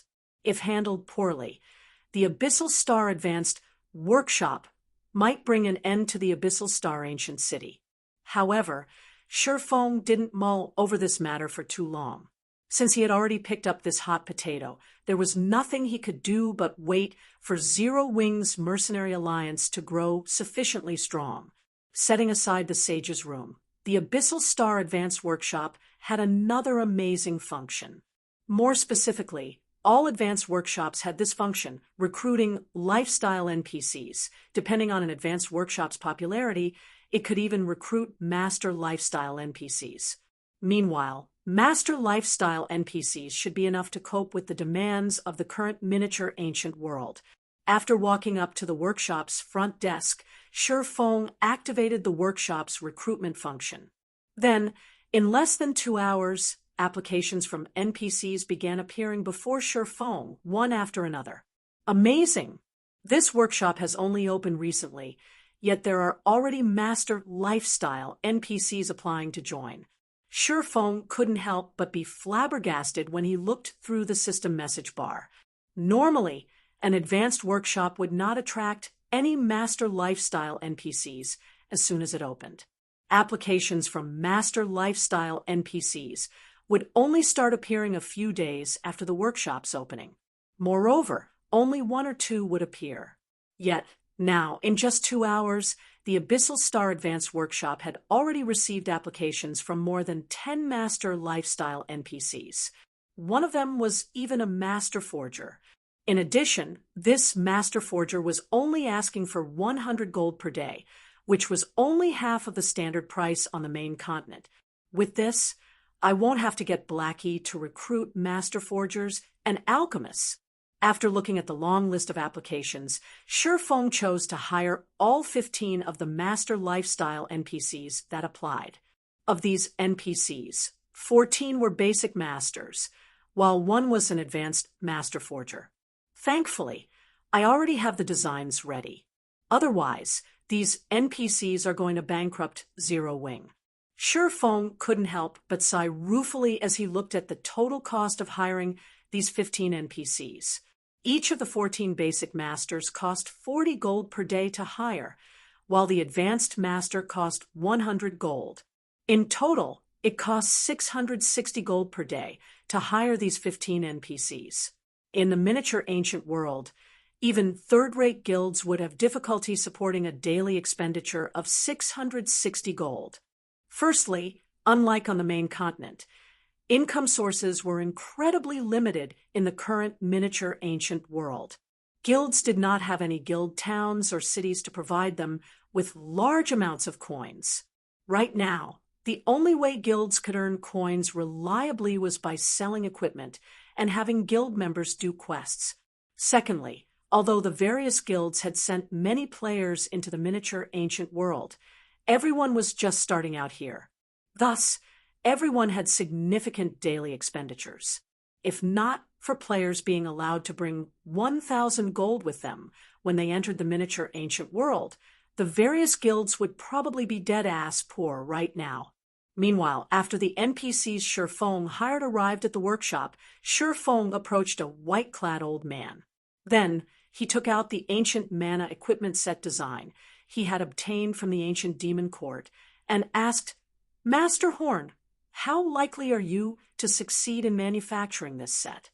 Horn Selent, an advanced master forger. On the main continent, even the king of a kingdom would treat him with courtesy. A mana equipment set. Horn caressed his white beard and fell into thought as he looked at the design.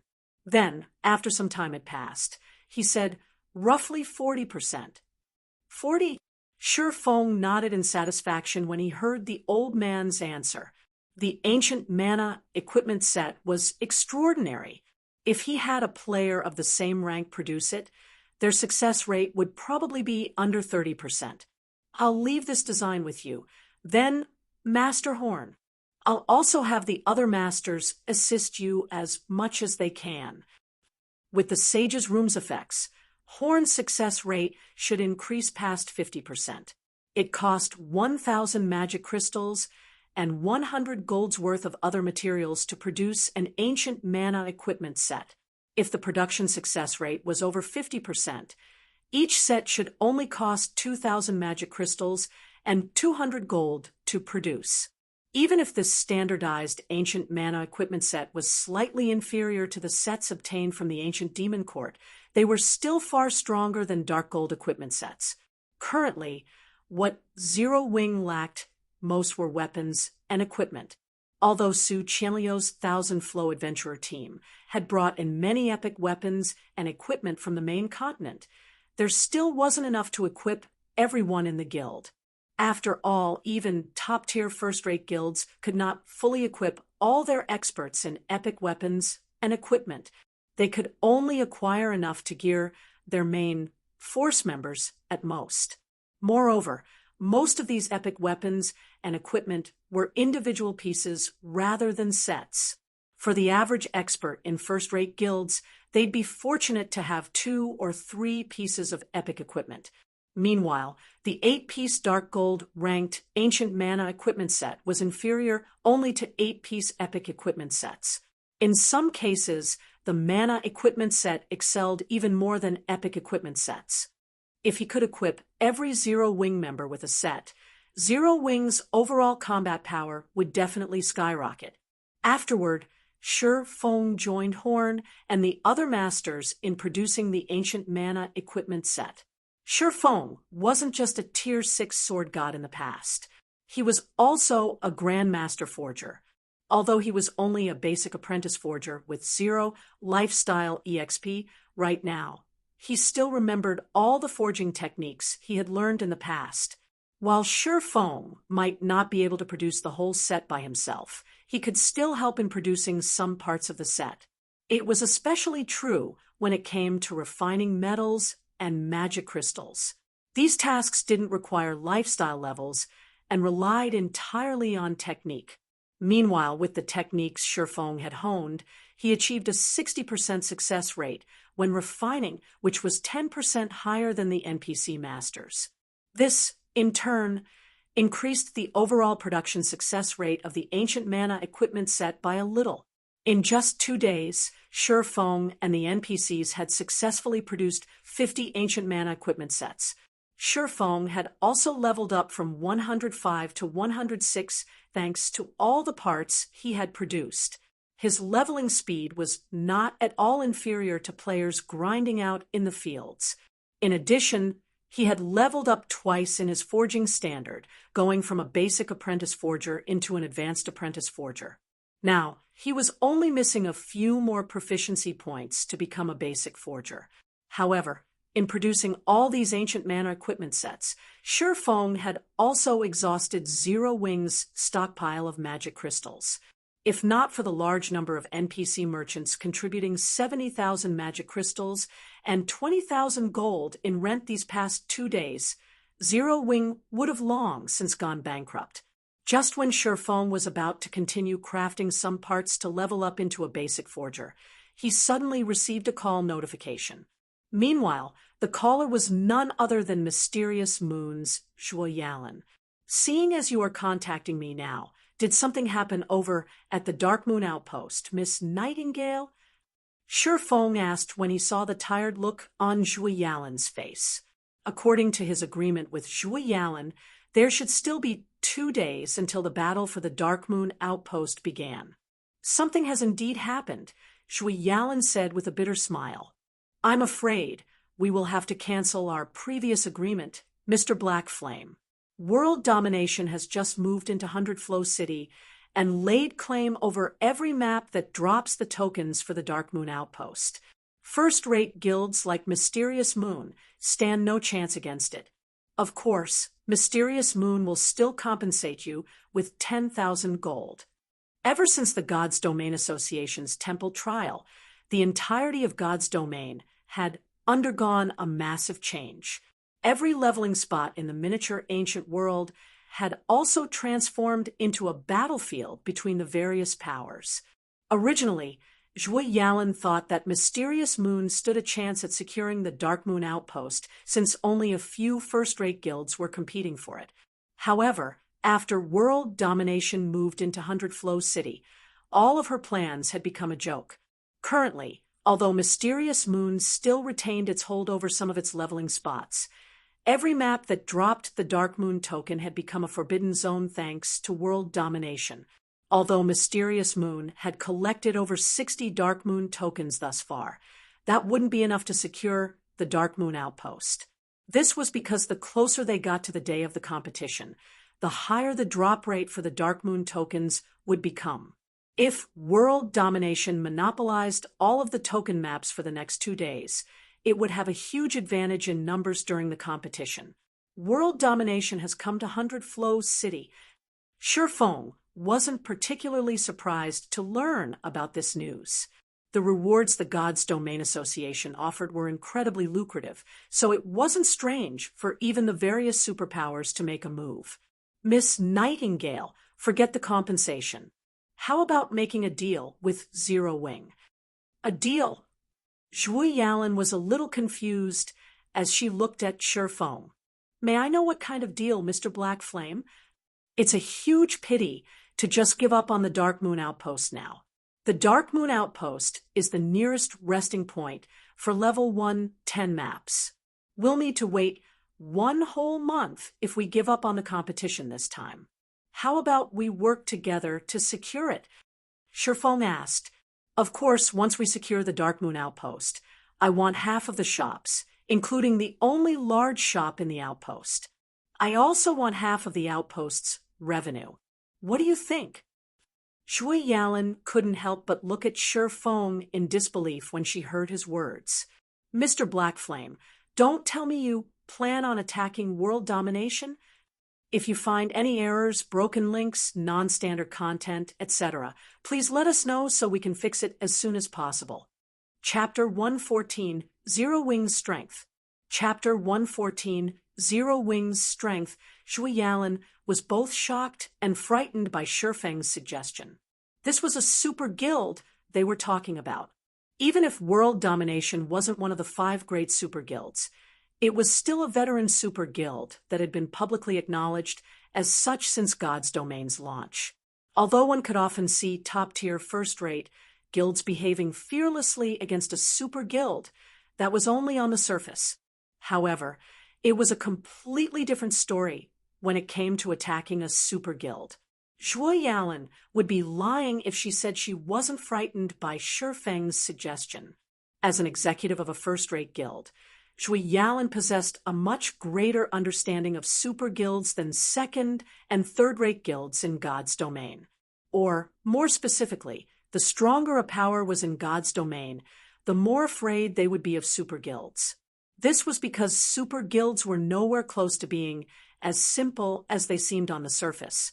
Otherwise, instances of non-superpowers going up against super guilds and coming out on top wouldn't be regarded as legends. Are you not interested in the Dark Moon Outpost, Miss Nightingale?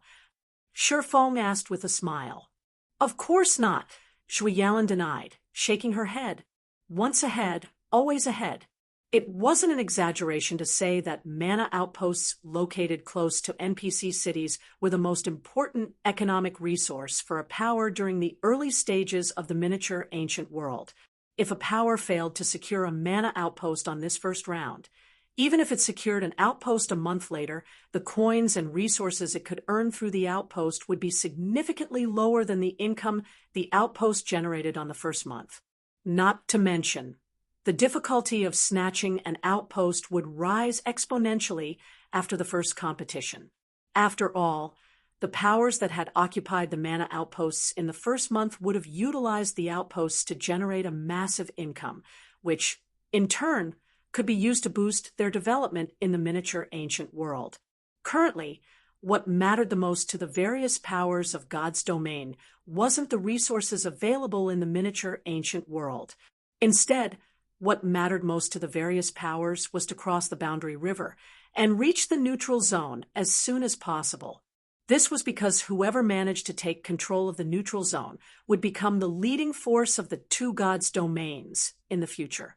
Hence, the various powers were seeking to get their players to level 120 and enter the neutral zone to make preparations to control it as soon as possible.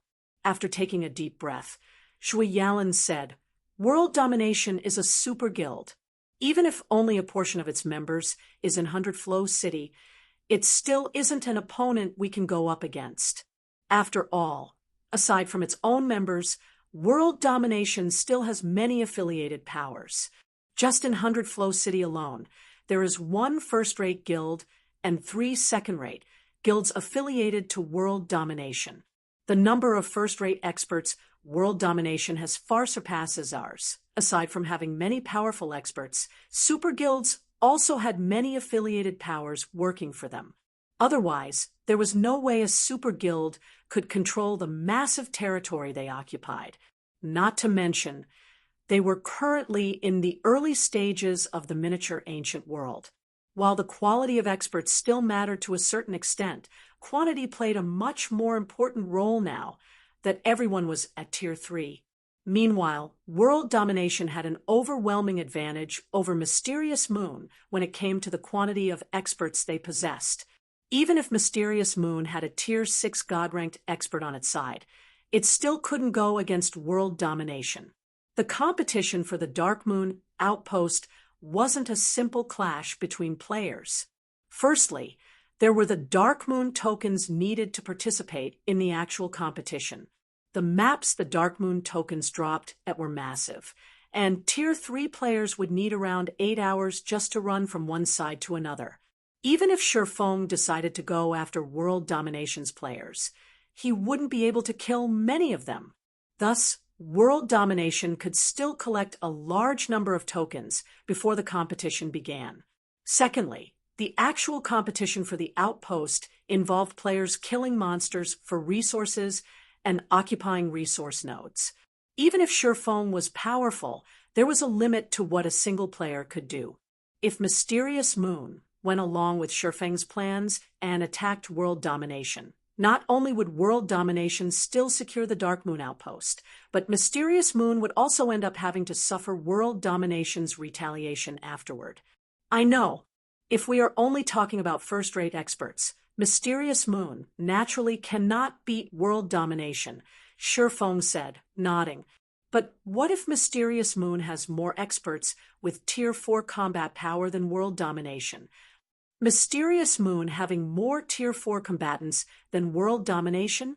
Impossible, Zhui Yalan said as she looked at Shifeng in confusion. If you have problems with this website, please continue reading your novel on our new website, My Novel Full. Thanks. While Mysterious Moon had indeed dispatched a large number of experts to garrison 100 Flow City, there were only 3 experts with Tier 4 combat power.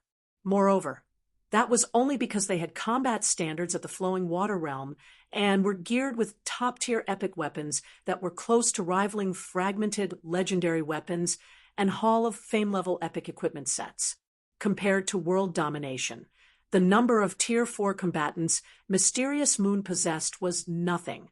Setting aside World Domination's affiliated powers, just World Domination itself probably had more than a dozen Tier 4 combatants in 100 Flow City. After all, Hall of Fame-level equipment sets might be difficult to acquire for first-rate guilds, but crafting such sets would be no difficulty for World Domination, a guild with plenty of Master and Grandmaster lifestyle players. It was even possible that every Flowing Water Realm expert or above in World Domination was geared with such a set. Although epic weapons that rivaled fragmented legendary weapons might be rarer, these experts could simply make up the gap with their combat standards. Of course, it wouldn't be possible if we rely only on your guild. However, it is a different story if you have Zero Wings assistance, Shifeng said. However, instead of explaining his plans, he asked, how many Refinement Realm experts does Mysterious Moon have right now?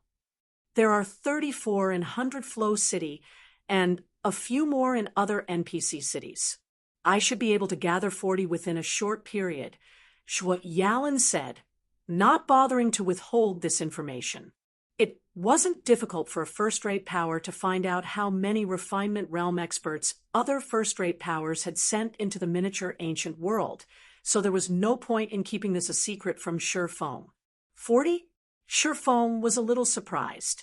He had to admit that Mysterious Moon indeed deserved to be regarded as a top-tier first-rate guild.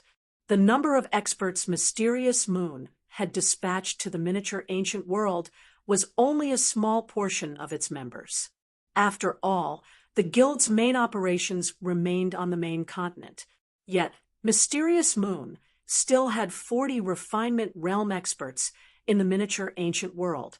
In other words, Mysterious Moon should have at least 200 Refinement Realm experts in total. That was an overwhelming difference compared to second- and third-rate guilds with no Refinement Realm experts. Seeing a lack of response from Shifeng, Zhui Yalan said, This is already the limit. Although I can ask headquarters to send more people, it is a huge risk. Moreover, if they had a real chance at securing the Dark Moon outpost, she could certainly try to persuade her superiors to send more experts into the miniature ancient world. However, the consequences of failure were not something Mysterious Moon could afford to bear. No need. This many is enough. Now, it just depends on whether Mysterious Moon decides to go along with this partnership or not, Shifeng calmly said. If your side doesn't have any problems, you can have these refinement realm experts gather in 100 Flow City. Zero Wing will help you secure the Dark Moon outpost. Despite Shifeng's calm words, Zhui Yalan still couldn't help but grow anxious. However, when she thought about how these words came from a power capable of sending a Tier 6 God-ranked expert into the miniature ancient world, she felt that Zero Wing must have its reasons for being so confident. So, after pondering for a moment, she gritted her teeth and said, "Okay, I'll contact them right away." Afterward, Zhui Yalan hung up the call and began contacting the guild's core experts.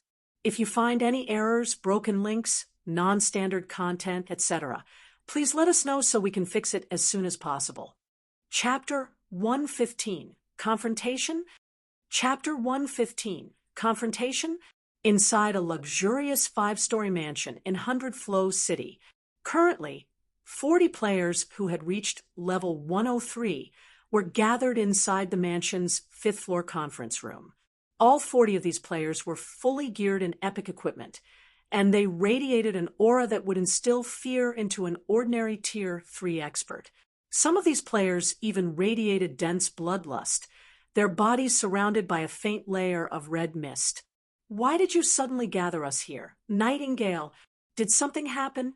The 30-year-old man, radiating the densest bloodlust, asked as he looked at Zhui Yalan coldly, his voice showing no respect for her whatsoever. "You should know how important the Crimson Mist Legion's missions are. We do not have time to waste here with you." The man's unforgiving words caused the Mysterious Moon experts present to fall silent, none of them daring to say a word as they looked at Zhui Yalan. The Crimson Mist Legion. It was the only trump card legion Mysterious Moon possessed, and the legion's commander was Crimson Seal, the grim-looking man speaking to Zhui Yalan. At the same time, Crimson Seal was also one of Mysterious Moon's vice guild leaders. Normally, Crimson Seal should have been responsible for overseeing Mysterious Moon's operations in the miniature ancient world. However, the guild leader had decided to leave this responsibility to Zhui Yalan to nurture her into one of the guild's future leaders. Hence, Zhui Yalan was technically Crimson Seal's superior in the miniature ancient world. However, because of this situation, Crimson Seal ended up having great opinions about Zhui Yalan. After all, in terms of management capabilities and combat standards, Crimson Seal was still significantly superior to Zhui Yalan. It was especially true when it came to combat standards. In Mysterious Moon, Crimson Seal was a Void Realm expert capable of ranking within the top 5 in the guild, and he was just half a step away from reaching the Domain Realm. In contrast, Zhui Yalan was only a Flowing Water Realm expert.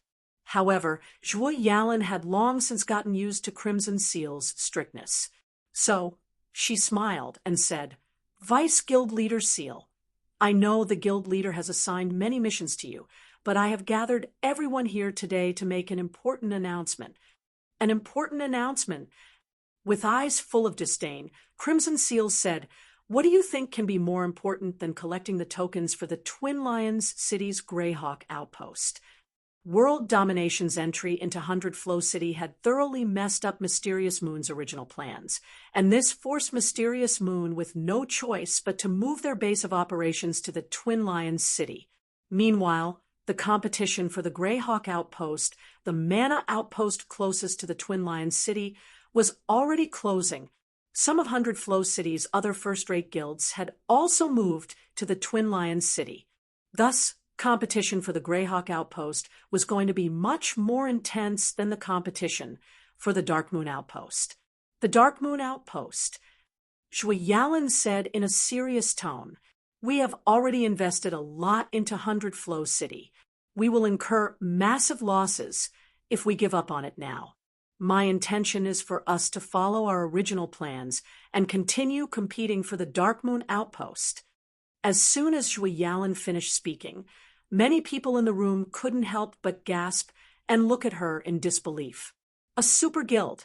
This was a giant mountain that towered above the many first-rate guilds in God's domain. Many people in Mysterious Moon might think that their guild had no reason to fear a confrontation with a super guild, but core members like them know that this was nothing but a delusional fantasy. As core members of the guild, they knew just how big of a gap there existed between Mysterious Moon and a super guild. Compete for the Dark Moon Outpost. Crimson Seal couldn't help but laugh when he heard Shui Yalan's words. Are you telling us to attack world domination? That's right. Shui Yalan nodded. Are you insane, Nightingale? Crimson Seal abruptly stood up from his seat and glared at Shui Yalan.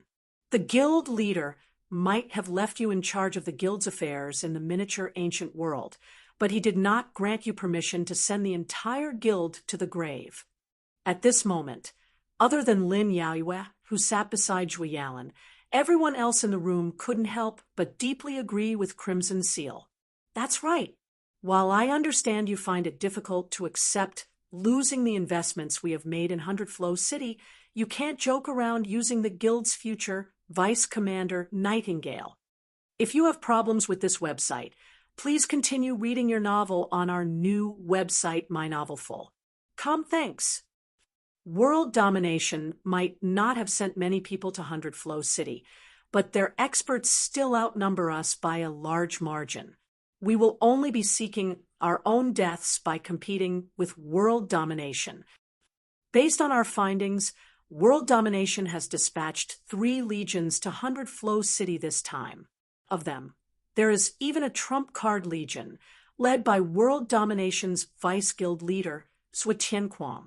You are aware of how powerful world domination's trump card legions are, right? Vice Commander Nightingale, of each legion's 1,000 members, even the weakest among them is at the half-step refinement realm, and many among them are at the refinement realm. The team leaders in the legion are also at the refinement realm's peak at the very least.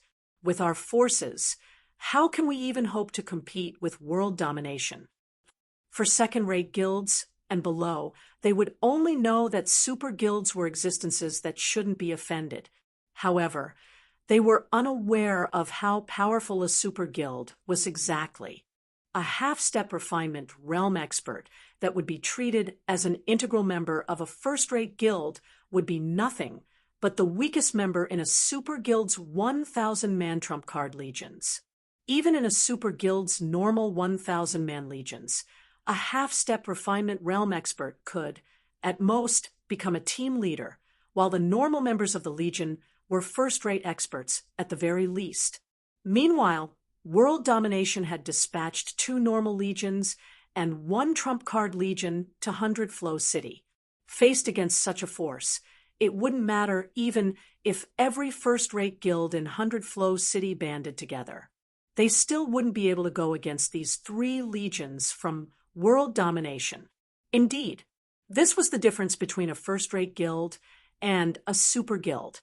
The two were standing on entirely different levels. I understand your concerns, Shui Yalan said patiently after hearing everyone's objections, which is why Mysterious Moon wouldn't be the only one competing for the Dark Moon Outpost this time. Zero Wing will also be assisting us. Zero Wing. Upon hearing Shui Yalan's words, everyone quickly thought of something.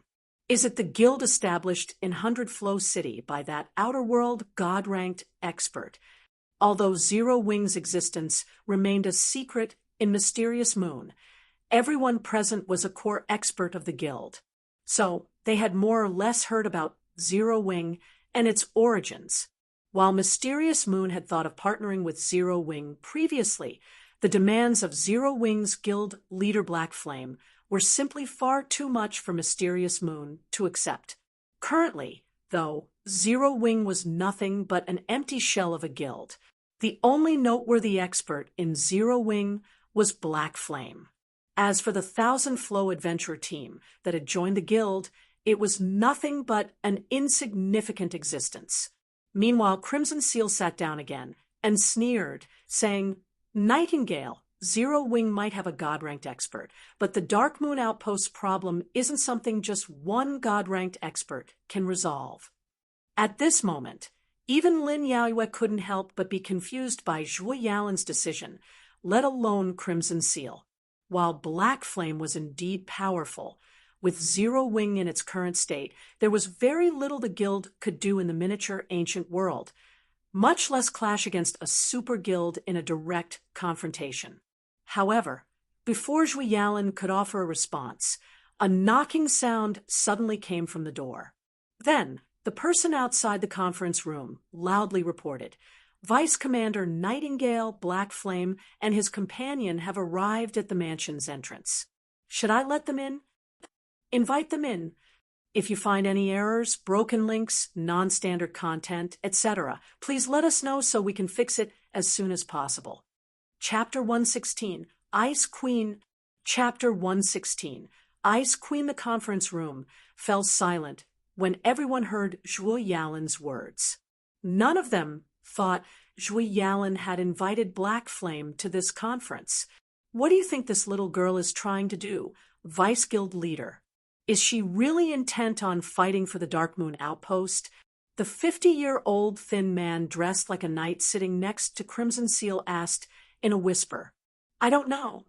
Crimson Seal shook his head. Then in a resolute voice he said, "But if that really is the case, I will have no choice but to carry out the guild leader's secret command and deprive her of her authority. I guess that's the only thing we can do if she is bent on having her way," the thin man said, nodding. Then he let out a sigh and muttered, "But it truly is a pity their guild leader and great elder had already designated Zhuo Yalin as the future leader of Mysterious Moon." Meanwhile, with the miniature Ancient Worlds launch, the guild leader had decided to use this opportunity to nurture Zhuo Yalin. However, the miniature Ancient World was crucial to Mysterious Moon's future. So, as a preventive measure, the guild leader had also sent Vice Guild leader Crimson Seal and several other old fellows like him to the miniature Ancient World. On the one hand, they would be assisting Zhuo Yalin in managing the guild. On the other hand, they would be testing Zhuo Yalin's capabilities. Currently, though, they couldn't help but find Zhuo Yalin's behavior to be a little too over the board. It was simply absurd to fight against world dominators just to salvage the guild's losses. Let alone them. Even the guild leader and great elder probably wouldn't wish to see the guild's future successor have such a behavior. Meanwhile, so long as Vice Guild leader Crimson Seal carried out the guild leader's secret command, it would mean that Zhuo Yalin would thoroughly lose her qualifications to become the guild's future successor. After all, if a guild wished to survive for a long time, its leaders would need to know when to cut their losses and seek other alternatives. Stubbornly insisting on a path would simply plunge the guild into the abyss. While Crimson Seal and the vice commander of the Crimson Mist Legion were having a hushed conversation, the conference room doors suddenly opened. A moment later, a man and a woman walked into the room. The man wore a black cloak and had a pitch-black longsword hanging by his waist, while the woman wore a luxurious dark red mage's robe. At a glance, the man looked like he was a wanderer in the wilderness, while the woman was a beauty who radiated an air of elegance and maturity. Meanwhile, upon the arrival of these two people, Mysterious Moon's members couldn't help but look at them curiously. Everyone paid especially close attention to Foam. Is he that God-ranked expert? Even though he's standing right in front of me, I can't feel even the slightest hint of his presence. Is this the degree of control a God-ranked expert has over his body? Mysterious Moon's experts wore a look of shock and yearning as they observed Feng's every movement. Tier 6 was a goal that all players in God's domain dreamed of reaching. Yet, despite there being several dozen billion players in God's domain, only a few dozen had managed to reach Tier 6. One could easily imagine how difficult it was to become a Tier 6 God-ranked expert. Now that everyone got to see a God-ranked expert in person, their previously faded ambitions had ignited once again. However, not long after everyone started observing the two new arrivals, they couldn't help but gasp in shock. Level 106. How is her level so high? Feng was wearing a black cloak, so everyone couldn't see his level. However, Su Qianlu wasn't wearing one, so they could easily determine her level by using a simple identification skill. Meanwhile, what they discovered blew their minds. If you have problems with this website, please continue reading your novel on our new website, My Novel Full. Thanks. It seems rumors about the Ice Queen aren't completely baseless, Crimson Seal muttered. He, too, was a little surprised when he saw Su Qianliu's level. Crimson Seal was the vice guild leader of Mysterious Moon, a first-rate guild. Thus, he had never paid much attention to the name of Ice Queen Su Qianlu. Or, more specifically, he had never even heard of Su Qianlu before coming to the miniature ancient world. After all, Mysterious Moon didn't have any operations in the Black Dragon Empire. The only information Mysterious Moon had bothered to collect was on the Empire's peak experts, first- and second-rate guilds, and top 10 adventurer teams. Meanwhile, Su Qianliu's Thousand Flow adventurer team was barely considered a well-known adventurer team in the Black Dragon Empire. Thus, it was only natural that it did not enter Mysterious Moon's eyes. Crimson Seal would never have learned about Su Qianliu's name, if not for Zero Wing. However, the current Su Qianlu far surpassed Crimson Seal's initial expectations. Su Qianlu was only the commander of a well-known adventurer team in the Black Dragon Empire. Yet, in the current miniature ancient world, where only an extreme few experts had managed to reach level 103, Su Qianlu had already reached level 106. What rapid leveling speed! Zhui Yalan was also surprised by Su Qianliu's level. She never thought that Zero Wing would be so powerful to help Su Qianlu level up so quickly. Meanwhile, when Mysterious Moon's members had their attention focused on Su Qianliu's level, Feng also arrived before the conference table. After Su Qianlu briefly introduced both parties, Feng made his way up to the conference stage. I believe Miss Nightingale has already informed everyone present of the situation. After sweeping his gaze across the people in the room, Feng got straight to the point and said, Zero Wing is similarly very interested in the Dark Moon outpost. Hence, we plan to work with Mysterious Moon to secure it. May I know what everyone thinks about this arrangement? As soon as Feng finished speaking, silence enveloped the room as Mysterious Moon's experts pondered over his words. They'd be lying if they said they weren't interested in working together with a Tier 6 God-ranked expert. However, if a Tier 6 God-ranked expert was all the assistance Zero Wing had to offer, Mysterious Moon would still be unlikely to win the competition for the Dark Moon outpost. They were going up against a super guild, after all. If they handled this matter poorly, they might end up dragging the entirety of Mysterious Moon into the abyss. A moment later, Crimson Seal stood up from his seat and glanced at Zhui Yalan. He felt that Zhui Yalan was still too much of a greenhorn when handling guild affairs. Or, more specifically, the mystery surrounding Tier 6 God-ranked experts was far too great. Meanwhile, this mystery had clouded Zhui Yalan's ability to make a proper judgment. In his opinion, while Zero Wing might have some capabilities, these capabilities were still not enough for it to go against a super guild.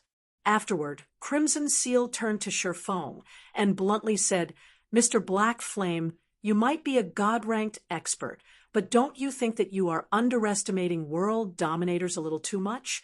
World dominators as foundations are not something you can uncover just by spending a few days in the miniature ancient world. In regards to your invitation, forgive Mysterious Moon for rejecting it. You say that I am underestimating world dominators. Looking at Crimson Seal, Sherfone calmly asked, "In that case, may I ask how much do you know about Zero Wing, Vice Guild Leader Seal?" As soon as Sherfone finished speaking, Su Qianlu, who stood beside him, suddenly unleashed a burst of mana. Su Qianliu's mana flooded the room instantly, causing every mysterious moon present to experience a suffocating feeling.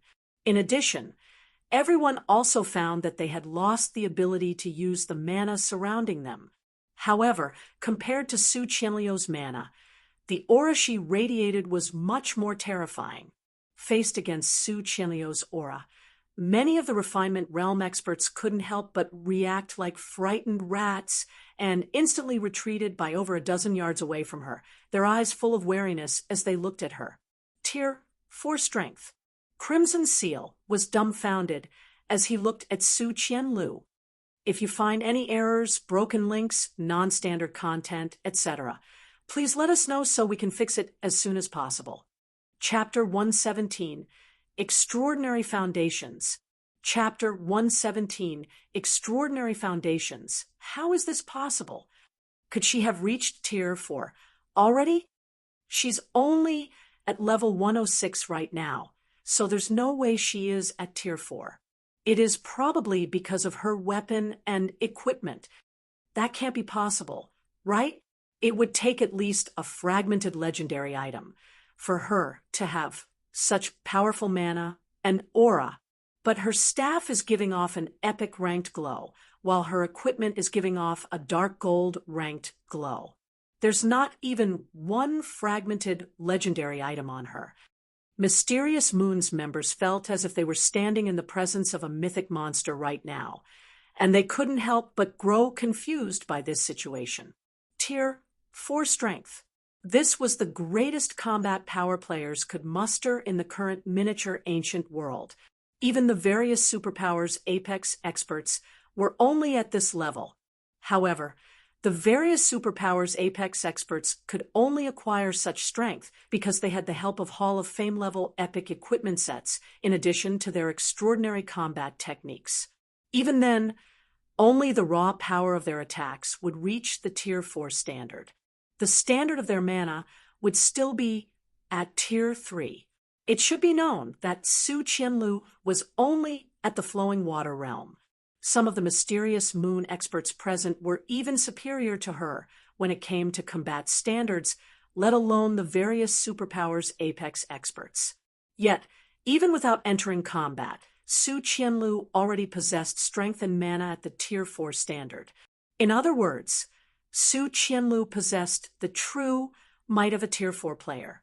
If Su Qianlu were to enter combat and use skills, spells, and combat techniques, she could unleash even greater strength. If it came down to a fight, even Crimson Seal wouldn't necessarily match Su Qianlu. At this moment, let alone Mysterious Moon's other members, even Zhui Yalan and Lin Yaoyue, who were relatively familiar with Zero Wing's members, couldn't help but be shocked. Is this what Zero Wing is capable of? Lin Yaoyue's eyes burned with a passionate flame as she scrutinized Su Qianlu. Although she had previously learned from Sherfone that Zero Wing was an extraordinary existence in the world it came from, she felt that as an outer world power, the things it could do here should be incredibly limited. She felt that she could, at most, acquire some legacies and combat techniques from Zero Wing, which could, in turn, pave a smoother path for her in the future. If she relied solely on Zero Wing, it'd be impossible for her to become an expert that even the various superpowers feared. However, she no longer felt that way now. After the Thousand Flow Adventurer team joined Zero Wing, Lin Yaoyue had conducted an investigation into Su Qianlu. According to her investigation, while Su Qianlu was indeed a Tier 4 expert in the Black Dragon Empire, she was only at the Flowing Water realm standard. She might be able to get into the upper echelons of a first-rate guild with such standards, but she definitely couldn't become one of the leading executives. Yet, after joining Zero Wing for a few days, Su Qianlu had gained strength so overwhelming that even Crimson Seal had to fear her. How many people with such strength do you think World Dominators has Vice Guild Leader Seal? Shifeng smiled as he looked at Crimson Seal. 10, 20, or is it 30? After Su Qianlu returned to 100 Flow City, Shifeng had passed the Holy Annihilation Mana technique to her. In addition, he had also given her a drop of Ancient God's Blood, upgrading her mana body to the gold rank. After combining these factors with the ancient mana equipment set acquired from the ancient demon court, Su Qianlu's basic attributes and mana were now extremely close to reaching the Tier 4 standard. The only thing she was missing now was a Tier 4 physique and Tier 4 spells. There shouldn't be more than 10, Crimson Seal said after giving Shifeng's question some thought.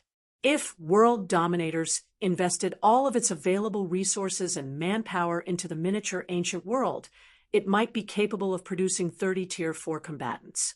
However, if they were only talking about 100 Flow City's side, World Dominators probably couldn't even muster 5 Tier 4 combatants, let alone 30. If you have problems with this website, please continue reading your novel on our new website, My Novel Full. Thanks. World Dominators might not have trouble getting their hands on Hall of Fame level epic equipment sets, but it was a different story for epic weapons that rivaled fragmented legendary weapons. Even with World Dominators' influence, it could, at most, acquire 30 of such weapons. This was because epic weapons of such caliber were even rarer than the average fragmented legendary weapon. In addition to items, players also needed to be at the domain realm to achieve Tier 4 combat power. In God's domain realm experts were incredibly rare even in the 5 great super guilds, let alone World Dominators. Every one of these experts was a core executive in the guild. Currently, out of World Dominators' members in 100 Flow City, only Zhou Tianquang and his 2 vice commanders were likely to have Tier 4 combat power. The likelihood of anyone else having such combat power was incredibly low. What about experts with combat power close to reaching the Tier 4 standard? Shifeng asked. There shouldn't be more than 20, Crimson Seal answered definitively. Although the requirements for achieving combat power close to the Tier 4 standard weren't as strict, players still needed to be at the Void Realm standard at the very least. While Void Realm experts weren't as rare as Domain Realm experts, they were still relatively rare. Typically, they could be seen working as Legion Vice Commanders in the various super guilds. With there being only 3 legions in 100 Flow City, there was no way World Dominators could have more than 20 players with combat power nearing the Tier 4 standard base tier. Less than 20? After scanning the crowd before him, Shifeng said, if Mysterious Moon agrees to partner with Zero Wing will let everyone here gain strength close to the Tier 4 standard. Will that be enough strength to fight against World Dominators now? What did he say? How is that possible? Mysterious Moon's members couldn't help but feel that Shifeng was joking with them when they heard his words. Although achieving strength nearing the Tier 4 standard wasn't as challenging as achieving strength at the Tier 4 standard, it still wasn't something that could be achieved easily. Not to mention, most of the people present were only at the Refinement Realm standard. Trying to achieve such combat power was nothing but a pipe dream for them. The only feasible way Shifeng could accomplish such a feat was if he gave everyone here a fragmented legendary item each. However, that evidently wouldn't be possible. Even on the main continent, super guilds would have great difficulty taking out 40 fragmented legendary items on the spot. Needless to say, the difficulty of doing so in the miniature ancient world was exponentially greater. In response to everyone's doubtful gazes, Shifeng took out one of the standardized ancient mana equipment sets in his bag and put it on the conference table. Then he said, "Won't you find out if I'm telling the truth, or not if you take a look?" Everyone quickly started inspecting the ancient mana equipment set's effects upon hearing Shi Feng's words. A mana equipment set. The 8-piece set effect improves physique by 40%. Isn't this set effect insane? No. What's truly amazing about this set is the mana. The basic attributes the set provides might be inferior to 8-piece epic sets, but the boost it gives toward mana is simply absurd. It practically doubles the power of all skills and spells. Everyone couldn't help but gasp when they saw the standardized ancient mana equipment set statistics. Although this standardized set couldn't provide players with Tier 4 basic attributes, the improvements it could provide in actual combat were simply ridiculous. With the effects of this set, Tier 3 skills and spells used by Tier 3 players would most likely exhibit power at the Tier 4 standard. Moreover, the higher the player's skill or spell completion rate, the greater the improvements they would see.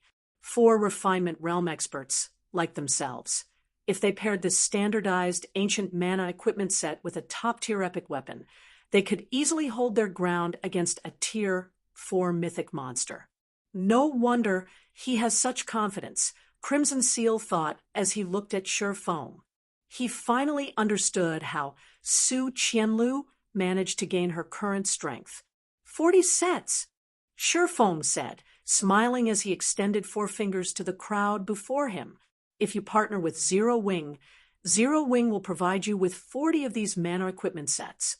If you find any errors, broken links, non-standard content, etc., please let us know so we can fix it as soon as possible. Chapter 118. What about super guilds? Chapter 118. What about super guilds? 40 sets. What? Zero Wing has 40 of such mana equipment sets. I must be dreaming. Even the 5 great super guilds will have trouble getting 10 of such sets, let alone 40. Everyone couldn't help but doubt their ears when they heard Shi Feng's words. Mana equipment sets capable of surpassing 8-piece epic equipment sets in combat performance were unbelievably rare even on the main continent, let alone the miniature ancient world. If a guild could acquire even 10 of such sets, it'd be nigh unstoppable in the current miniature ancient world. They couldn't even imagine what they could achieve if they had 40 of such mana equipment sets. At this time, even Zhuo Yalan, who supported partnering with Zero Wing, couldn't help but think that Shi Feng was joking with them. Although she knew that Shi Feng must have come prepared, the promise he just made simply sounded too exaggerated to be true. If any of the current powers could get their hands on so many mana equipment sets, it'd be a devastating force in the miniature ancient world. It could probably even exchange blows with the 5 great super guilds if it weren't afraid of the repercussions. Meanwhile, after taking a deep breath, Crimson Seal looked at Shi Feng with a serious expression and said, "Mr. Blackflame, if what you say is true, then Mysterious Moon will be willing to partner with Zero Wing to secure the Dark Moon outpost." Crimson Seal's sudden change in attitude stunned many of the Mysterious Moon members present. Of course, everyone could also understand his reaction. There was probably no power in God's domain that could turn down the opportunity to gain 40 of such heaven-defying mana equipment sets. Don't be in such a hurry to make promises. Vice Guild Leader Seal. I still haven't finished speaking, Shi Feng said with a light smile. He wasn't at all surprised by Crimson Seal's sudden change in attitude. Although I have talked about the partnership with Miss Nightingale, Zero Wing will not be providing these mana equipment sets for free. That is only natural, Crimson Seal said, nodding. There'd have to be something seriously wrong with the brains of Zero Wing's leadership if the guild provided the 40 mana equipment sets for free. It should be known that if any power in 100 Flow City managed to acquire these 40 sets right now, it'd become 100 Flow City's overlord immediately. With these 40 sets as a bargaining chip, Zero Wing could also talk with any of the other first-rate guilds in 100 Flow City and get a good deal. Zero Wing had no obligation to partner with Mysterious Moon at all. After saying so, Crimson Seal couldn't help but glance at Zhuo Yalan, who was still in a daze, his evaluation of the girl increasing significantly. Then, he said, Nightingale is the person in charge of Mysterious Moon's affairs in the miniature ancient world. She can represent Mysterious Moon on all matters here. If you have any conditions to make, feel free to state them to Nightingale, Mr. Black Flame. Crimson Seal wasn't a fool. He naturally noticed the hint in Shifeng's words. Mysterious Moon only had the opportunity to partner with Zero Wing now because of Zhuo Yalan. Without her, there'd be no foundation for their two guilds to negotiate partnership on. Thus, it was only right that he let her handle negotiations with Zero Wing. The other Mysterious Moon members present also nodded in agreement with Crimson Seal's words, and this situation caused Zhuo Yalan to look at Shifeng gratefully. Because of a few simple words from Shifeng, her position in Mysterious Moon had changed completely. Now, she was finally Mysterious Moon's person in charge in the miniature ancient world. Meanwhile, Shifeng also inwardly sighed in relief when he saw this situation. After reaching this point, he could finally begin carrying out his plans. Immediately, he looked toward Zhuo Yalan and said, Miss Nightingale, since Mysterious Moon has already agreed to the partnership, I can offer Mysterious Moon 2 methods of acquiring these 40 mana equipment sets. In the first method, Zero Wing will rent these sets to Mysterious Moon at a rate of 200 gold and 1,000 magic crystals per set per day. In the second method, Zero Wing will sell these sets to Mysterious Moon for 4,000 gold and 10,000 magic crystals per set. Zero Wing will only accept one-time payments for both these methods. In addition, after we secure the Dark Moon outpost, Mysterious Moon must give Zero Wing 3 of the 6 shops in the outpost. Of them, 1 must be the large shop. Mysterious Moon must also give Zero Wing half of the Dark Moon outpost's total revenue. When Shifeng finished speaking, Su Qianlu, who stood beside him, frowned slightly. Then she asked in a whisper, Are you really going to sell them these sets, guild leader? Although the standardized ancient mana equipment sets were slightly inferior to the sets looted from the ancient demon court, they were still heaven-defying equipment in the current state of the miniature ancient world. If you have problems with this website, please continue reading your novel on our new website, My Novel Full. Thanks. She could understand it if Shifeng chose to rent these sets to Mysterious Moon. After all, Zero Wing didn't even have the necessary refinement realm experts to take advantage of these sets' full potential. However, she couldn't help but be confused by Shifeng's offer to sell these sets. If these 40 sets were used on Zero Wing, it could allow Zero Wing to trample over the various powers in Hundred Flow City. There'd be no power in Hundred Flow City that could oppose Zero Wing. However, if Zero Wing sold these sets to Mysterious Moon, Zero Wing would be unnecessarily creating competition for itself in Hundred Flow City.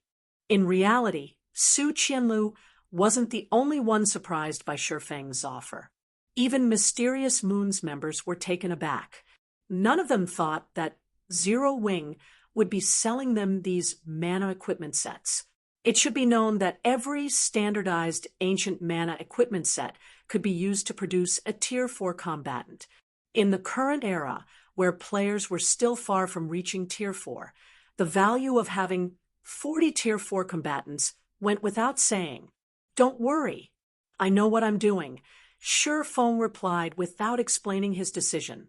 The standardized ancient mana equipment set might be powerful, but its flaws were also obvious. It had a high upkeep cost. Every durability point consumed required 10 magic crystals to replenish. Meanwhile, it wasn't strange for the set to lose several or even over a dozen durability points after a single battle. Such expenditure might not be a problem for a first-rate guild like Mysterious Moon, but it wasn't something the current Zero Wing could afford at all. Not to mention, Zero Wing needed to spend a lot of coins and magic crystals to further its development, Rather than hold on to a bunch of mana equipment sets that Zero Wing couldn't adequately make use of, it'd be much wiser to convert these sets into coins and magic crystals. He could also pull Mysterious Moon in as an ally for Zero Wing, by doing so, killing two birds with one stone. As soon as Shifeng finished answering Su Qianlu, Zhui Yalan promptly said, "Mysterious Moon will choose the second method. We will pay the full amount tomorrow. However, we hope Zero Wing can provide us with the 40 sets today. May I know if you can allow that, Mr. Black Flame? After all, there isn't much time left until the competition for the Dark Moon Outpost, and it'd take some time to gather so many magic crystals. These 40 ancient mana equipment sets were undoubtedly Mysterious Moon's best chance at striking it big in the miniature ancient world. She'd be an utter fool not to buy them. However, an expenditure of 160,000 gold and 400,000 magic crystals was a heavy burden even for Mysterious Moon. It was especially true for the 400,000 magic crystals. Mysterious Moon couldn't take out so many magic crystals right now, even if it wanted to.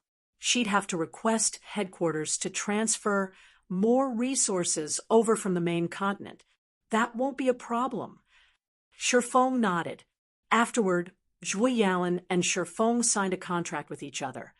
The contract stating that Shifeng needed to transfer 40 ancient mana equipment sets to Mysterious Moon by today, while Mysterious Moon needed to pay him 160,000 gold and 400,000 magic crystals by tomorrow. After signing the contract, Shifeng took out the 40 standardized ancient mana equipment sets in his bag and handed them to Zhui Yalan. Then, Zhui Yalan quickly distributed these sets to the Mysterious Moon members in this room. A super guild, is it? Fighting spirit burned in Zhui Yalan's eyes when she looked at everyone wearing the mana equipment set. It's about time you learn who's boss. Ever since the situation in God's domain had stabilized a few years ago, not a single non-superpower had ever dared to challenge a super guild. However, that was all going to change after today. Today, Mysterious Moon would become the first non-superpower to challenge a super guild after so many years. If you find any errors, broken links, non-standard content, etc., please let us know so we can fix it as soon as possible. Chapter 119, The Beginning of Madness. Chapter 119, The Beginning of Madness, New Moon Forest. A 100-man team of level 103 experts geared with dark gold and epic equipment was in the midst of fighting against a horde of undead numbering in the thousands. Although there were quite a few level 105 great lords among these undead creatures, this expert team quickly and steadily reduced the horde's numbers. The leader of this 100-man team was a male berserker wielding a blood-red two-handed saber. In addition to holding off several great lords by himself, this berserker was also issuing commands to his teammates that precisely targeted the weak points of the undead horde. In less than half an hour after the battle began, the 100-man team successfully cleaned up the horde of several dozen great lord-ranked undead knights and several thousand other undead creatures. Not only did the team suffer 0 casualties, but they had also expended little stamina throughout the battle. If they kept up this pace, the team could probably take care of several more undead hordes of such size without having to take any breaks in between. You're really the best, Boss Blade, as expected of the leader of our guild's 5 demon generals. You're probably the only person in the guild who can lead a team so efficiently. Luo Tiancheng, clad in silver armor and carrying a great sword on his back, complimented as he approached the berserker leading the team. It's SOSO. If guild leadership were still around, this level of combat would be nothing, Rampant Blade nonchalantly said as he glanced at Luo Tiancheng. Ever since Shadow's 5 demon generals disbanded and guild leader Shifeng left the guild, he had become the only person capable of supporting Shadow's ambitions. Although there were quite a few first-rate experts in the guild that were close to reaching the half-step refinement realm standard, None of them could take charge in large-scale battles effectively. An example would be two of Lan Hailong's close confidants, Luo Qiancheng and Zhou Yuhu. As for Gu Iren and those from world dominators, they couldn't be relied on whatsoever. This was because Gu Iren never had any intentions of managing or developing Shadow at all. Since taking over as Shadow's guild leader, the only thing he had done was order Shadow's members around to help him with miscellaneous work. Most of the time, Gu Iren would be doing his own thing with his team from world dominators. Not once had he helped train anyone from Shadow before. You're being too modest, Boss Blade.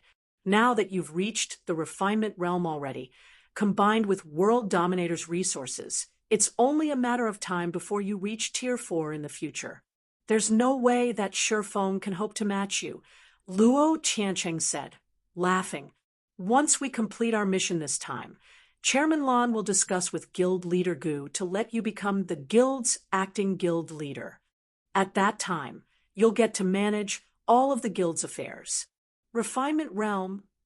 Rampant Blade revealed a bitter smile when he heard these words.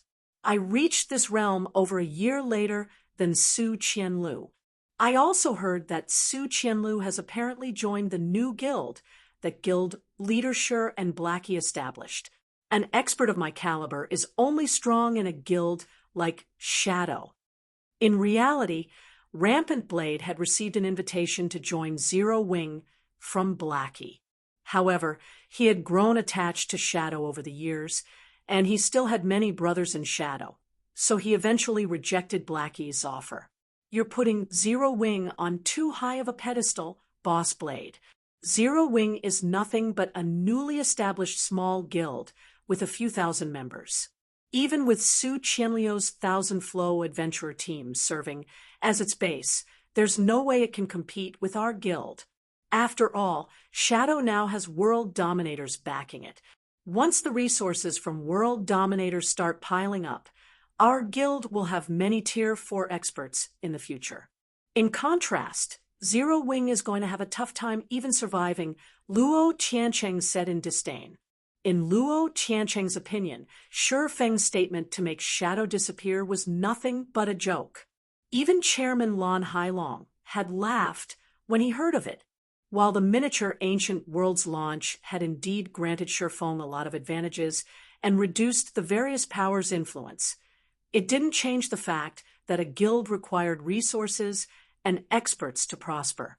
Although Shifeng now possessed high status in Jinhai Academy, Jinhai Academy was nothing but a God's Domain academy. The things it could do and the resources it possessed were incredibly limited. Trying to go against Shadow, which had several 100,000 members and controlled 10 city-states, was nothing but lunacy.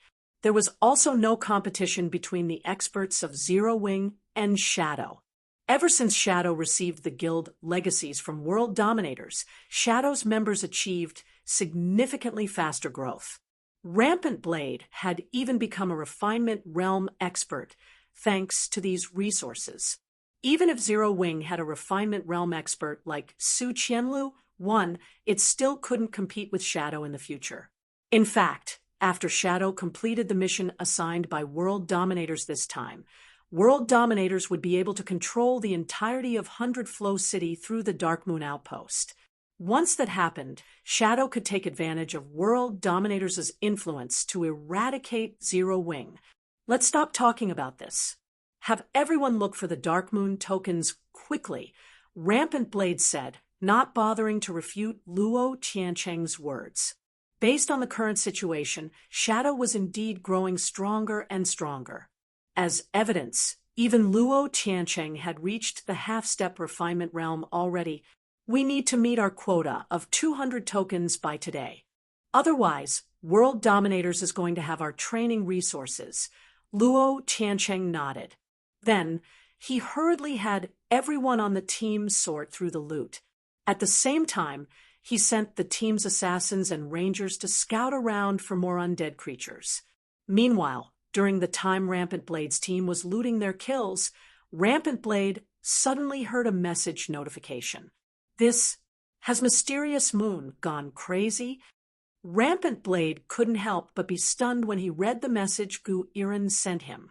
Meanwhile, noticing Rampant Blade's shocked expression, Luo Tiancheng asked, "What happened, Boss Blade?"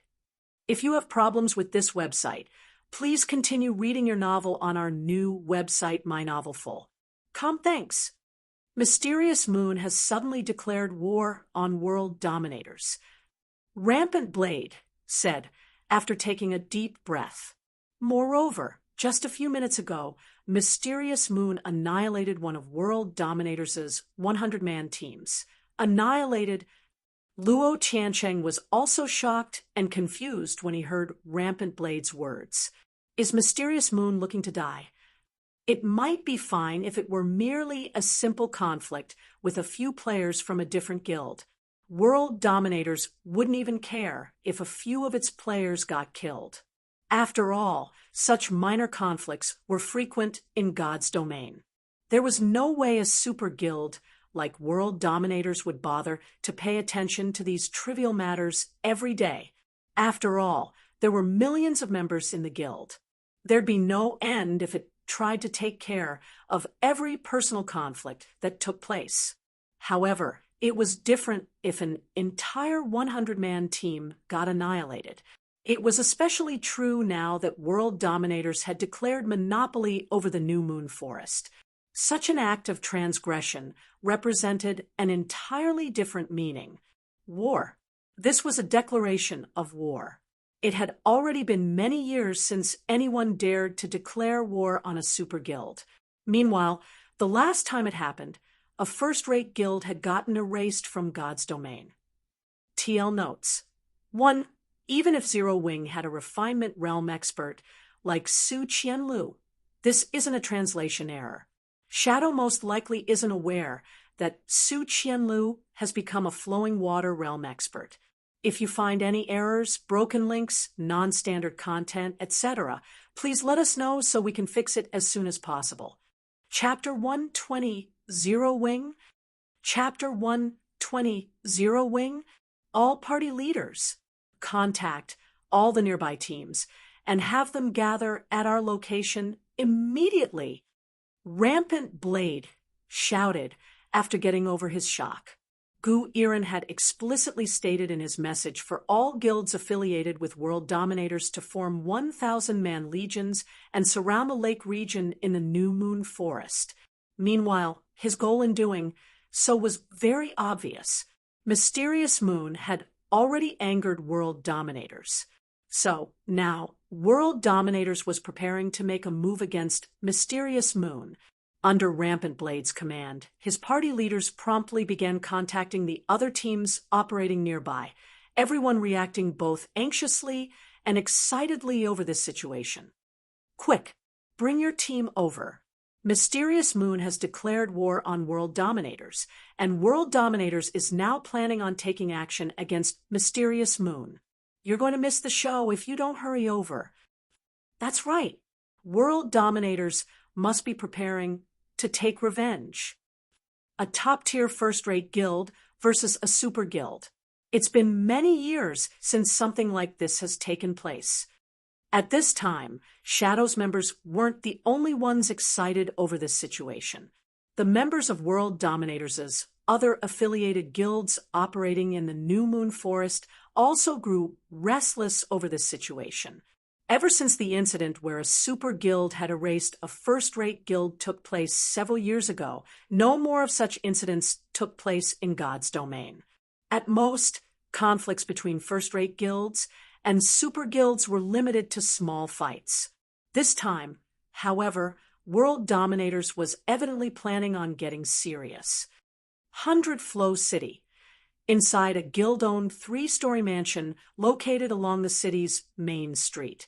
1 first-rate guild, 3 second-rate guilds, and 7 third-rate guilds. It seems World Dominators is really planning on using Mysterious Moon to set an example this time. A white-clad old man sitting behind a desk muttered as he read the news he just received. Do you think we should cooperate with World Dominators this time? Elderloo, a woman sitting on the sofa in front of the desk, asked. The woman radiated a bold aura, and she was sipping on a cup of tea as she spoke to the white-clad old man. Witchesin might have become a pseudo-super first-rate guild in these past few years, but we still can't hold a candle to world dominators, so we still need to send some people over, the old man said with a light smile. But I don't believe Mysterious Moon has gone crazy. Since they dare bare their fangs against world dominators, they must have their reasons for doing so. Take a team with you. I'm sure Tianquang won't make a fuss if we send a team led by one of our vice guild leaders. But remember that you're only there to spectate. You're not there to work for world dominators. I understand, the woman said as she got up from her seat. Then, with a slight smile, she continued, I can also use this chance to pick a fight with Nightingale. Hopefully, she won't disappoint me. After saying so, the woman vanished from the office as if she had never appeared here before. It seems this little girl is still hung up over the secret pavilion's past evaluation, the white-clad old man said with a slightly bitter smile when he heard the leather-clad woman's words. The woman named Blue Sheath had been entered into the secret pavilion's rookie assassin list together with Mysterious Moon's Nightingale in the past. However, Blue Sheath was ranked one place behind Nightingale at the time. The two of them had known each other since young, and they had always been each other's rivals. So, Blue Sheath couldn't help but feel peeved over the evaluation. Initially, the old man thought that Blue Sheath had forgotten about her rivalry with Nightingale after having most of her time occupied with training underworld dominators. However, it would seem that Blue Sheath had never let go of this rivalry.